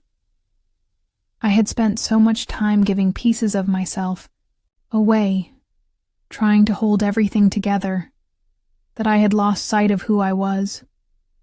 But now, I had no choice but to face the woman staring back at me in the mirror, the woman who had been forgotten in the midst of all the roles I had played. Mother, wife, caretaker. Now I was just me. The thought terrified me at first. Who was I without the labels, without the expectations that had been placed upon me? But as the days went by, I began to realize that I did not need to be anyone else. I could be alone, and I could be okay. It was not easy. The loneliness did not disappear overnight, and I still found myself missing Thomas, missing Grace, missing the life I had imagined we would have together. But I also knew that I had taken a step toward reclaiming myself. Slowly, I was learning how to fill the silence, how to find peace in the quiet moments, how to stand on my own 2 feet. There was no magic moment, no sudden burst of clarity that told me everything was going to be fine. There were just small, everyday steps, the moments when I allowed myself to rest, when I took time for something that made me feel good, when I realized that I could do things alone without feeling incomplete. In the stillness, I began to understand that being alone did not mean being empty. It meant that I had the space to rebuild, to rediscover who I was and who I could become. And even though it was hard, even though the road ahead was still unclear, I knew that I was no longer waiting for someone else to make me feel whole. I was learning to do that for myself. So I took a deep breath, looked out at the world around me, and whispered softly to the empty room, I am alone now, but I am not lost. When I look back on who I was before everything changed, I hardly recognize her. She was someone who clung to the familiar, someone who thought that love, as it had always been defined for her, would solve everything. She was someone who believed that if she kept giving, if she kept sacrificing, things would work out in the end. But that woman is no longer who I am. And that truth, though hard to face, is one of the most liberating realizations I have ever had. The transformation had been slow, almost imperceptible at first. It began with small moments when I allowed myself to rest instead of pushing forward, moments when I said no to others and yes to myself. But over time, those small moments added up, and I found myself standing on the other side of something I had not yet been able to name. I had always prided myself on being strong. Strong for my family, strong for Thomas, strong for Grace. But the strength I had once clung to was no longer the kind I needed. I had been strong in a way that came from a place of fear of losing the people I loved, fear of not being enough, fear of facing the unknown. Now, my strength was different. It was a quiet strength, one that came from knowing that I could face whatever came my way, even if it was painful. It was a strength born of accepting my imperfections, of acknowledging that I was not always in control, and that it was okay to not have all the answers. I was no longer the woman who needed constant reassurance from others. I was no longer the woman who felt incomplete without the approval of those around her. I had learned that I was enough. Just as I was, it was a difficult lesson, one that I had to learn in the most painful of ways. But I was beginning to see that growth did not come from avoiding pain, but from facing it head-on and allowing it to shape me. The wounds I had carried for so long were beginning to heal, not because I ignored them, but because I allowed myself to feel them, to sit with them, and to understand them. And in that understanding, I found a kind of peace. I still had moments of doubt. I still had days when the loneliness crept back in, when I missed Thomas and Grace more than I could bear. But I was not the same woman who had left them. I was not the same woman who had walked away in search of something better. I was someone who had found something within herself, a strength, a sense of self-worth, a realization that I did not need anyone else to complete me. The road ahead was still uncertain, and I did not know exactly what the future held. But I had learned to trust myself, to believe that I had the power to shape my own destiny. I was no longer waiting for someone to save me. I was saving myself. And for the first time in a long time, that was enough. It is often the smallest moments that hold the greatest significance. When everything around you seems dark, when the world feels like it is closing in, a tiny light can make all the difference. It does not have to be grand or flashy. It simply has to be enough to remind you that hope still exists. For me, that light came one chilly morning when I least expected it. The sun had barely risen, and the early light filtered through the curtains in soft golden streams.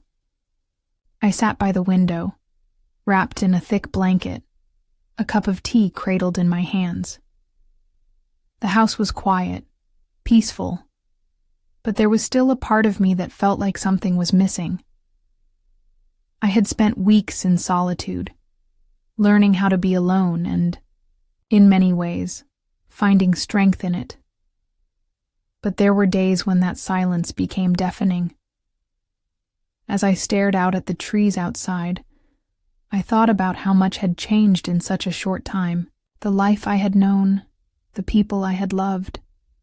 They were still in my heart, but they no longer defined me. I had come so far, and yet there were still days when I wondered if I was doing enough.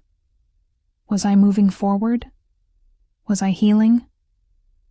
Was this journey really leading somewhere? The sound of the doorbell ringing snapped me from my thoughts. I glanced at the clock. It was still early. Who could be here at this hour? I reluctantly got up, the blanket falling off my shoulders as I walked to the door. When I opened it, I was surprised to find Emma standing there, her face bright with a smile, her arms full of flowers. "I thought you might like these," she said, handing me the bouquet. "I brought them just because." Her gesture was simple, but it was one of those small moments that carried so much meaning. Emma had been a quiet presence in my life for a while. She was a neighbor, someone I had met through mutual friends, but in recent weeks we had become closer. We would talk over coffee, share stories of our lives, and, without realizing it, she had become a source of comfort for me. I took the flowers from her, the colors vibrant against the white paper. "Thank you," I said, my voice thick with emotion. "You did not have to do this." She smiled, her eyes full of warmth. "I know, but I wanted to. You've been through a lot, and I just wanted to remind you that you are seen. You are loved." Her words, so simple, so sincere, hit me in a way I had not expected. I could feel the tears stinging at the corners of my eyes, but I did not let them fall. Instead, I took a deep breath and smiled back at her. feeling something shift inside me. It was as if that one small act had reached deep within me, pulling out all the feelings I had been too afraid to express. Emma stayed for a while, and we talked about everything and nothing. It was one of those conversations that felt effortless, like the kind of talk you have with someone who knows you inside and out, even if you have only just met. I told her about the changes I had been through, about the pain, the healing, and the confusion that still lingered in my heart. And she listened, her presence offering me the comfort of understanding without judgment. When she finally left, I felt different. Lighter, somehow. The weight of everything I had been carrying did not feel as heavy anymore. I had shared it, even if only for a moment, with someone who understood. And in that sharing, I had found a small light, one that reminded me that I was not truly alone. It was a small thing, but it mattered. That simple gesture, a bouquet of flowers, a few kind words, was enough to reignite a spark of hope in me. It reminded me that there were still good things in the world, still moments of beauty, still people who cared. I stood by the window for a while longer, the flowers in my hands, and I allowed myself to feel the warmth of the light creeping into my heart. It was not a grand transformation, not a sudden shift in my life, but it was something. And sometimes, that is enough to carry you through. There is a certain kind of beauty in starting over, in picking up the pieces of a life that feels shattered and rebuilding it, even if it feels like the hardest thing you have ever done. But I had come to realize that starting again was not about erasing the past. It was about learning from it, growing from it, and giving myself the chance to be more than who I had been. After Emma's visit, I felt a renewed sense of determination. The small light she had brought into my life had ignited something inside me, a desire to move forward, to take control of my own journey. No matter how uncertain the road ahead might be, I was no longer waiting for someone else to change things for me. I had to change them myself. I began with the simplest of things. I woke up earlier than I had been, the soft light of dawn streaming through the curtains. I made my bed every morning, something I had not done in years. It felt like a small victory, a sign that I was taking care of myself, that I was setting the tone for the day, even in the smallest ways. I went for walks in the mornings, something I had once loved but had abandoned when everything seemed too overwhelming. The fresh air, the quiet of the world before it woke up, it felt like a reset. Every step I took felt like a step toward something new. Not just in my daily routines, but in the way I approached life. I started reading books again, something I had stopped doing when I was so wrapped up in the responsibilities of my past life. I rediscovered the joy of losing myself in a good story, of reading for the pleasure of it, not because I had to. It was a small thing, but it made a world of difference. It helped me reconnect with the parts of myself that had been hidden away for too long. There were still days when I felt the weight of everything I had lost. There were still moments when the loneliness crept back in, when I missed the life I had left behind. But even in those moments, I was learning how to cope.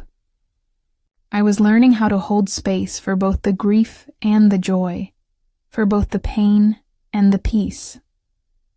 I did not have to choose one over the other. I could carry them both and still move forward. The journey was not easy. It was filled with setbacks, moments of doubt, and nights when the silence felt too loud. But there was something powerful in the act of beginning again. It was a reminder that no matter how far you may fall, no matter how broken you may feel, You have the power to start anew. You have the power to rebuild your life, one step at a time. And so, I did. I began again. There are moments in life when the past tries to pull you back in, when the things you have left behind seem to reach out to you, asking for another chance. It is easy to feel conflicted in those moments, torn between what your heart wants and what your mind knows is best for you. But sometimes, the hardest thing to do is to resist the pull, to stand firm in your decision, even when it seems like the past is offering you a second chance. That was how I felt when Thomas reached out to me. It started with a simple message, one that was easy to ignore at first. He said he wanted to talk, that he missed me, that he had made mistakes. The words were familiar, the same ones I had heard 100 times before. But this time, something was different. This time, I did not feel the urgency to respond immediately. I did not feel the same pull to drop everything and run back into his arms as I once had. I had spent so much time grieving for the life we had lost, so many months wondering if things could ever be the same again. But I had changed. I had grown in ways I could not have imagined. And now, I was faced with a decision that was both painful and necessary. Thomas wanted to come back, but I had to ask myself, did I? At first, I tried to convince myself that it was possible, that maybe time apart had changed things, that maybe the love we had once shared could be rebuilt. But deep down, I knew the truth. I had already rebuilt myself. I had already started again, and I could no longer go back to a life that had been built on instability, on promises that were never kept, on love that had once felt real, but had faded into something else entirely. The truth was, I had learned to be stronger on my own. I had learned to live for myself, to trust myself, and to find my worth outside of what Thomas had once given me. His love, no matter how much I had once craved it, was no longer enough to fill the emptiness I had once felt. It was no longer enough to heal the wounds that had been left behind. And so, I took a deep breath and sent him a response. I have moved on, I wrote. I have changed, and I need to keep moving forward. I cannot go back to where we were. There was no anger in my words, no bitterness. I simply told him the truth. And in that moment, I felt a strange sense of peace. It was not easy, not by any means. But it was right. The message went unanswered for a while, and I wondered what he was feeling, whether he understood the weight of my decision. But the truth was, it did not matter anymore. I had made my choice, and I was finally at peace with it. Thomas had tried to come back, but I was no longer the woman who would wait for him to return. I was no longer the woman who would compromise her own happiness for the sake of someone else. I was the woman who had learned that her worth was not defined by anyone else. And that was enough. I could feel it in my bones. I was no longer the person I had been before. The woman who once clung to the past, to love that was conditional, to promises that were broken over and over. She had slowly faded into someone else. She had transformed, not all at once, but in the quiet moments, the small decisions, the silent victories that no one else saw. Looking back, I realized just how much I had changed. I no longer saw myself as someone who needed the validation of others, someone who defined herself by the relationships she had. For so long, I had believed that love would make me whole, that my worth was tied to the approval of those around me. But now, I understood that my worth came from within. It always had. The journey had been long and difficult, but the person I was becoming was stronger, more self-assured. I had learned to trust my instincts, to listen to that quiet voice inside me that whispered truths I had long ignored, and with that trust came the freedom to be who I truly was. Without fear, without shame, without apology. I had faced loss, betrayal, confusion, and heartbreak. I had walked through the darkest times of my life, unsure of whether I would make it to the other side. But I had, and in doing so, I had discovered a strength I had never known existed within me. It was a quiet strength, the kind that grows over time, the kind that is born from surviving what you thought would break you. I no longer looked at my past as something to regret. Instead, I saw it as the foundation upon which I had built a new life. It had shaped me, yes, but it had not defined me. It had taught me lessons, painful, hard lessons, but those lessons had carved out a new space within me, a space that was filled with possibility. And it was in this new space that I could finally see the woman I had become. She was not perfect. She had scars, she had pain, she had regrets, but she also had wisdom, resilience, and the ability to stand on her own 2 feet, no longer depending on others to fill the gaps in her heart. I was different now, and I was proud of that. Proud of the woman I had become.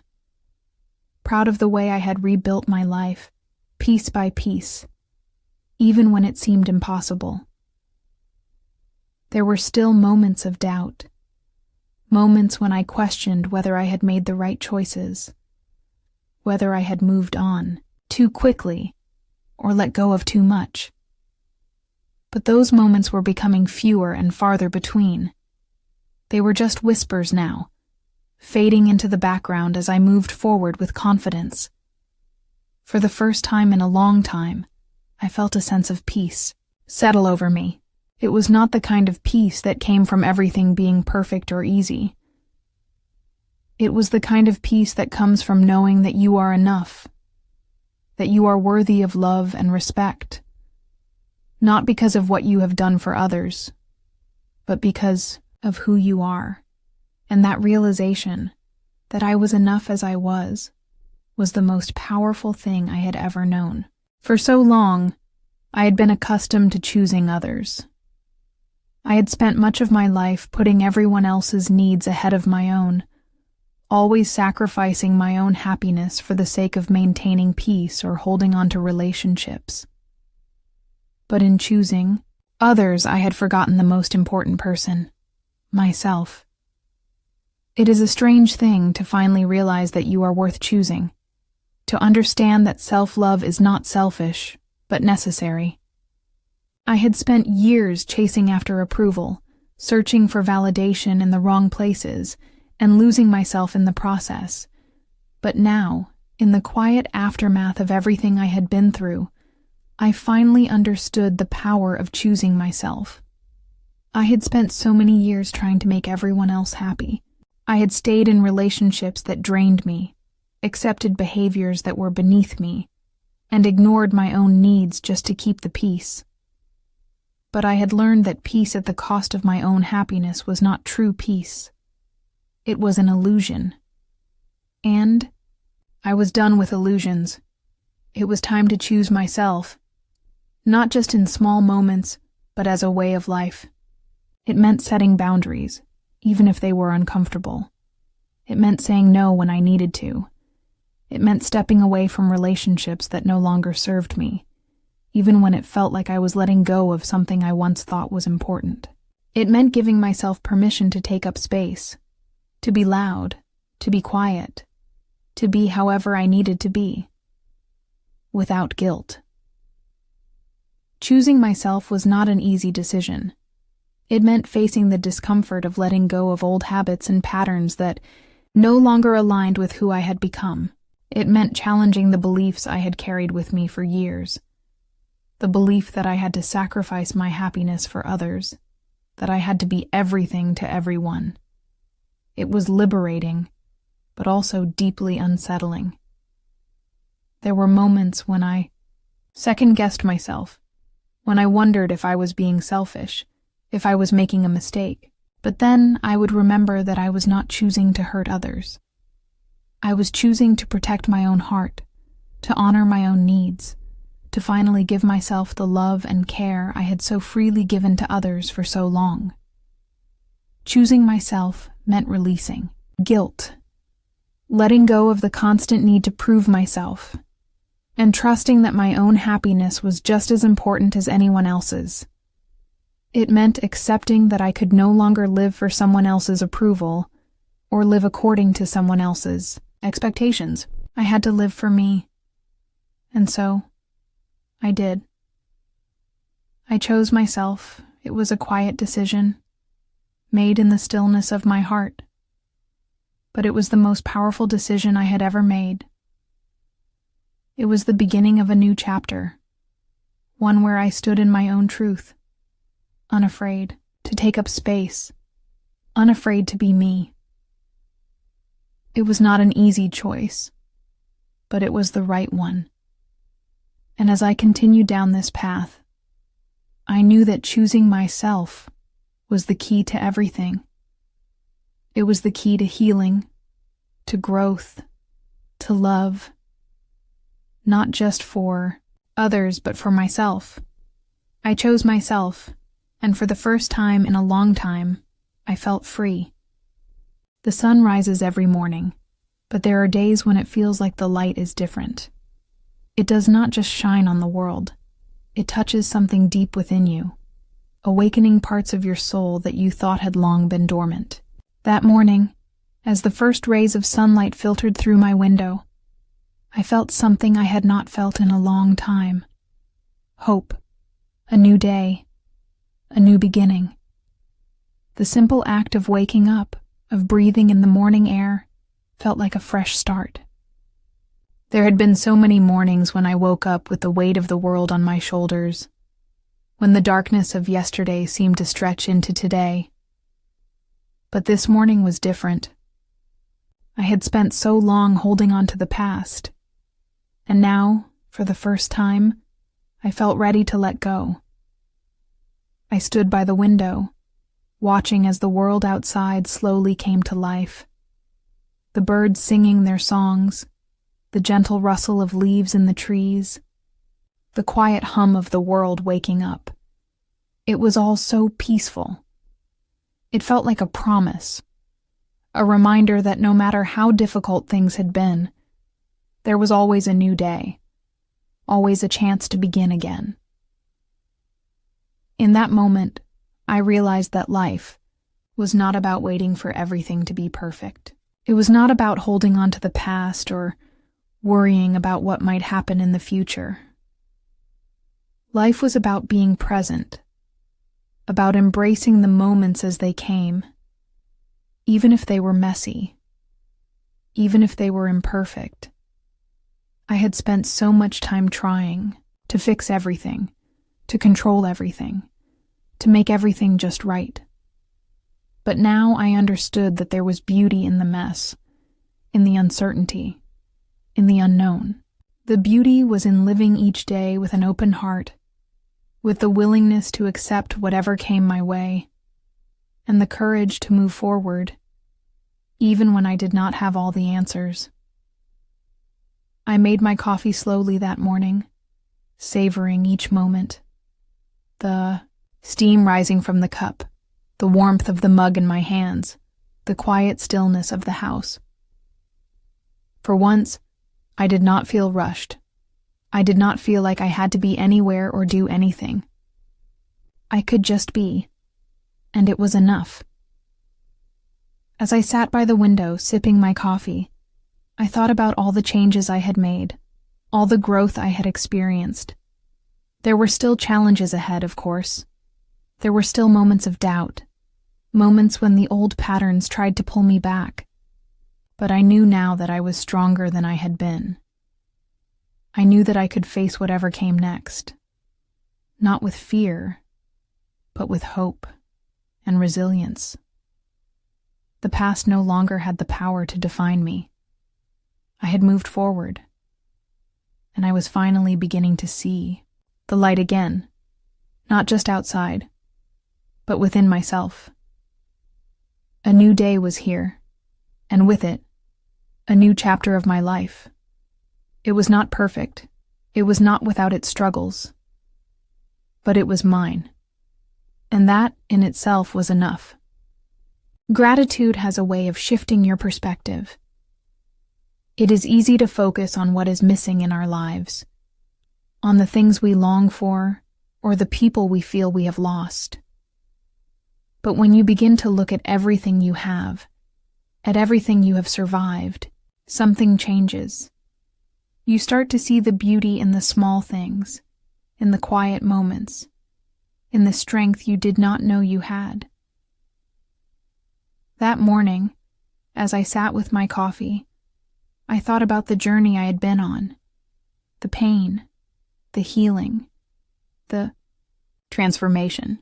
There was so much I had experienced, so much I had learned, and in that moment, I realized that I needed to thank myself.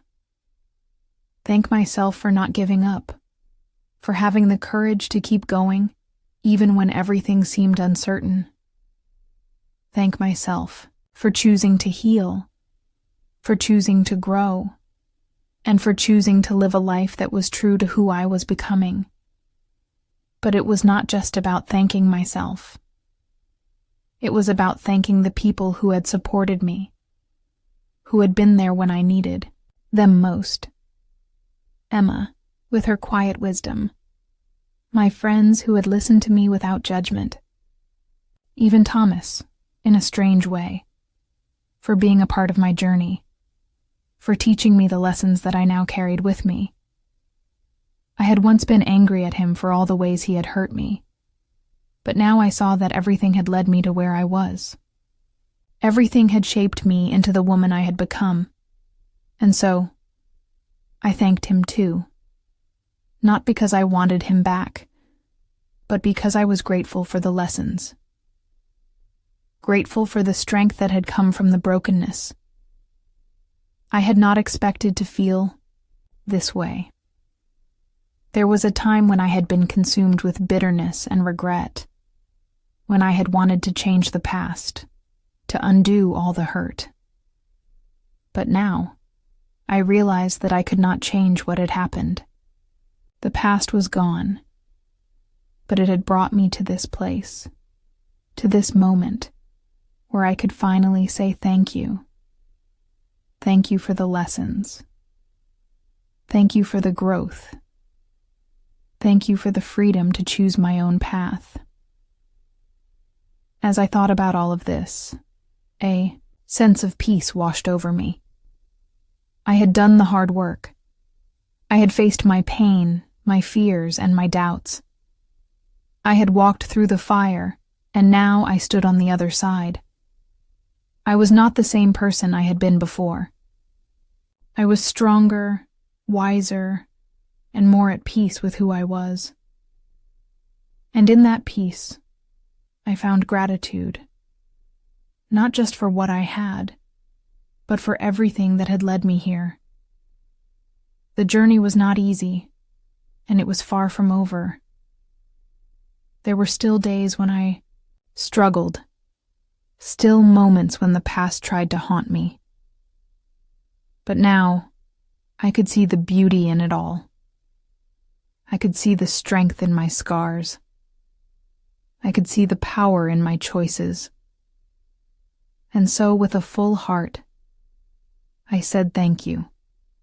To myself, to my past, to the people who had been part of my journey.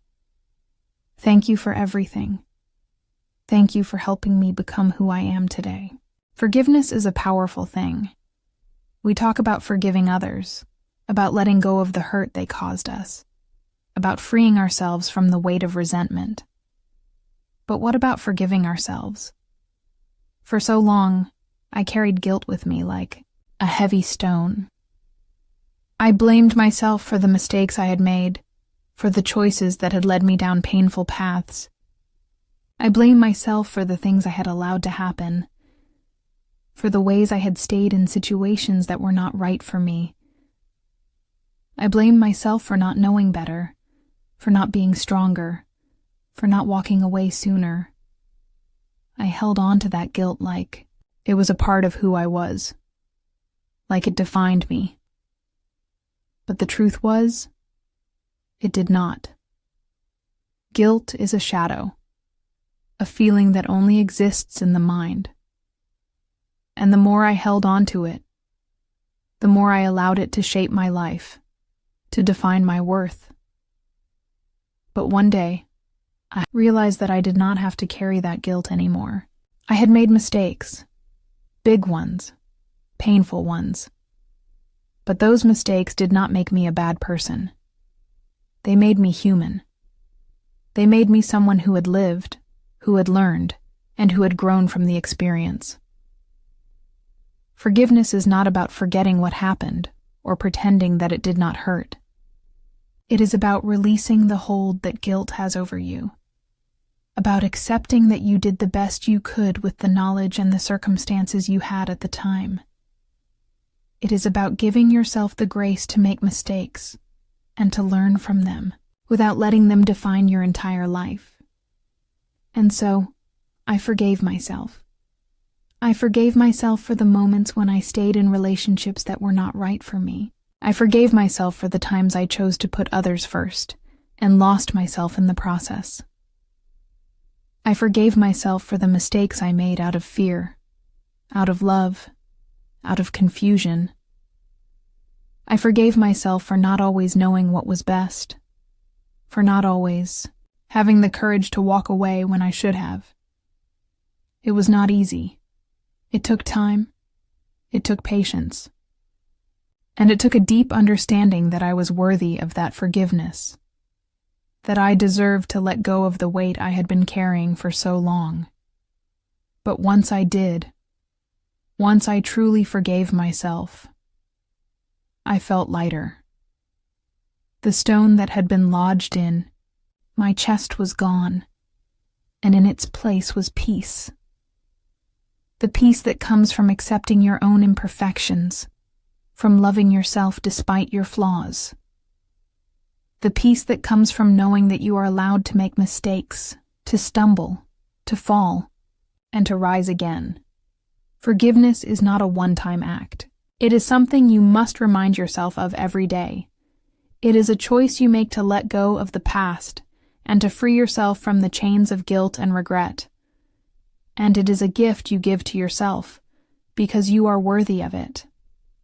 I forgave myself, and in that forgiveness, I found freedom. The freedom to move forward without the burden of the past holding me back. The freedom to be the person I was meant to be, without apology, without shame. There comes a moment in every journey when you realize that you are no longer bound by the things that once held you down. It does not always come in a dramatic burst of clarity. Sometimes, it is a quiet realization, a soft shift in how you see the world and yourself. But when it comes, it feels like the lifting of a weight you did not even realize you had been carrying. That moment, for me, came as I stood in front of my mirror one morning, looking at the woman staring back at me. For the first time in a long time, I saw someone who was not defined by her past. I saw someone who had fought, who had struggled, who had cried, but who had also grown, healed, and become something stronger, something wiser. I was free. Free from the guilt I had carried for so long. Free from the fear that had once dictated my choices. Free from the belief that I had to be someone else in order to be worthy of love, approval, or happiness. I had shed the layers of insecurity, shame, and doubt that I had built around myself over the years. I had learned to stand tall, to be unapologetically me, no matter what anyone else thought or expected. It was not about being perfect. It was about being true. True to myself. True to my feelings. True to my heart. Freedom is not the absence of challenges, but the strength to face them without being controlled by them. It is the ability to look at the past without regret, to see the mistakes and the heartache as part of the journey, but not the whole story. I had learned that I was not the sum of my failures or my regrets. I was the sum of my choices, my strength, and my willingness to keep going, no matter how hard it had been. And with that freedom, I felt a sense of peace. A deep, lasting peace that came from knowing that I could live my life on my own terms, that I could make decisions for myself, that I did not need anyone's permission or approval to be who I was. I looked at myself in the mirror again, this time with a smile, not because everything was perfect, because it was not, but because I had learned that perfection was never the point.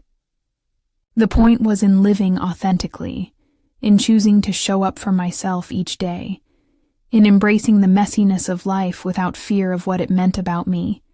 I was free to love without fear, free to take risks without worrying about the outcome, free to embrace my future without the weight of my past holding me back.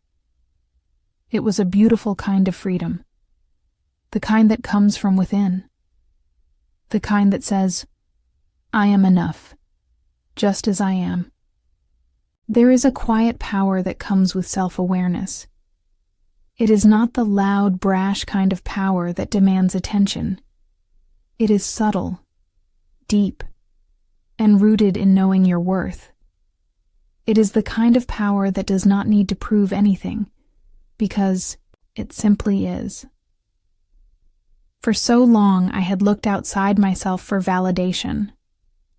I had searched for approval in the eyes of others, for reassurance in the words of people who never truly understood me. I had shaped myself based on what I thought was expected, based on the versions of myself that others wanted to see. But over time, I began to peel away those layers, layer by layer, until I found the truth beneath it all. The truth was simple. I knew who I was. I was a woman who had weathered storms. A woman who had loved deeply and been hurt, but had learned to rise from the ashes. A woman who had been through heartbreak and loss, but had found her way back to herself, stronger and more resilient than ever before. A woman who had made mistakes, but had used those mistakes to grow and evolve. I was not perfect. I had never been perfect, but I was whole, and I was enough. For the first time in my life, I could look at myself and say that with certainty. I did not need anyone else's approval to feel complete. I did not need anyone else's validation to know my worth. I had learned to trust my own voice, to trust my own instincts, and to trust the strength that had always been inside me. This was who I was. A woman who had fought for herself, for her happiness, for her peace. A woman who had learned to embrace her flaws, her imperfections, and her past, because they were all part of the person I had become. I was no longer afraid of who I was. I no longer apologized for my feelings, my choices, or my journey. I had earned every part of me, and I was proud of the woman I had become. As I looked into the mirror once more, I did not see the woman who had been lost or broken. I saw a woman who had found herself, who had risen from the depths of pain and uncertainty to stand tall and proud. I saw a woman who was ready to embrace the future, not as someone who needed to be fixed, but as someone who was whole and complete in her own right. I knew who I was, and that knowledge gave me the power to face whatever lay ahead, with courage, with strength, and with grace. As I sit here, reflecting on the journey that brought me to this moment, I find myself overwhelmed with a sense of peace. The chapters of my life, the ups and downs, the heartaches, and the triumphs have all woven together to create a tapestry that tells the story of who I am today. And now, as we come to the end of this story, I want to share something deeply personal with you, a message from my heart to yours. I want you to know something important. You are not alone in your struggles. You are not alone in your pain, in your doubts, or in your fears. I have walked that path. I have stood in the darkness, wondering if I would ever see the light again. And while I do not have all the answers, I can tell you this. I have learned that you are capable of more than you realize. You are stronger, braver, and more resilient than you think. When I was in the depths of my pain, when I felt lost and broken, I could not see the light at the end of the tunnel. All I saw was the weight of the world pressing down on me. I could not see beyond the hurt, the betrayal, the disappointments. But as time passed, I began to realize something. It was in the darkest moments that I discovered my true strength. It was in the moments when I thought I had nothing left to give that I found out just how much resilience I had within me. You, too, will find that strength. I want you to understand that healing is not a straight line. It is not something that happens overnight, nor is it something that happens all at once. Healing is a process. It is a journey, a winding path that may take you in unexpected directions. There will be days when you feel like you have made no progress, when the past feels too heavy to carry, when the pain still lingers in your heart. But please, do not lose hope. Every step, even the small ones, is a step forward. Every moment of self-doubt, every tear you shed, is a part of the healing process. And I promise you, each moment is leading you to a place of peace. You might not see it right now, but I see you. I see your strength, your courage, and your ability to rise from the ashes. You are not defined by your mistakes, your failures, or your past. You are defined by the choices you make today, by the strength you gather to move forward, and by the love you choose to give yourself. We are all human, and being human means being imperfect. It means making mistakes, falling down, and sometimes feeling like we are not enough. But it also means we have the capacity to learn, to grow, to change, and to rebuild ourselves in ways we never thought possible. You are allowed to stumble, to fall, to feel lost.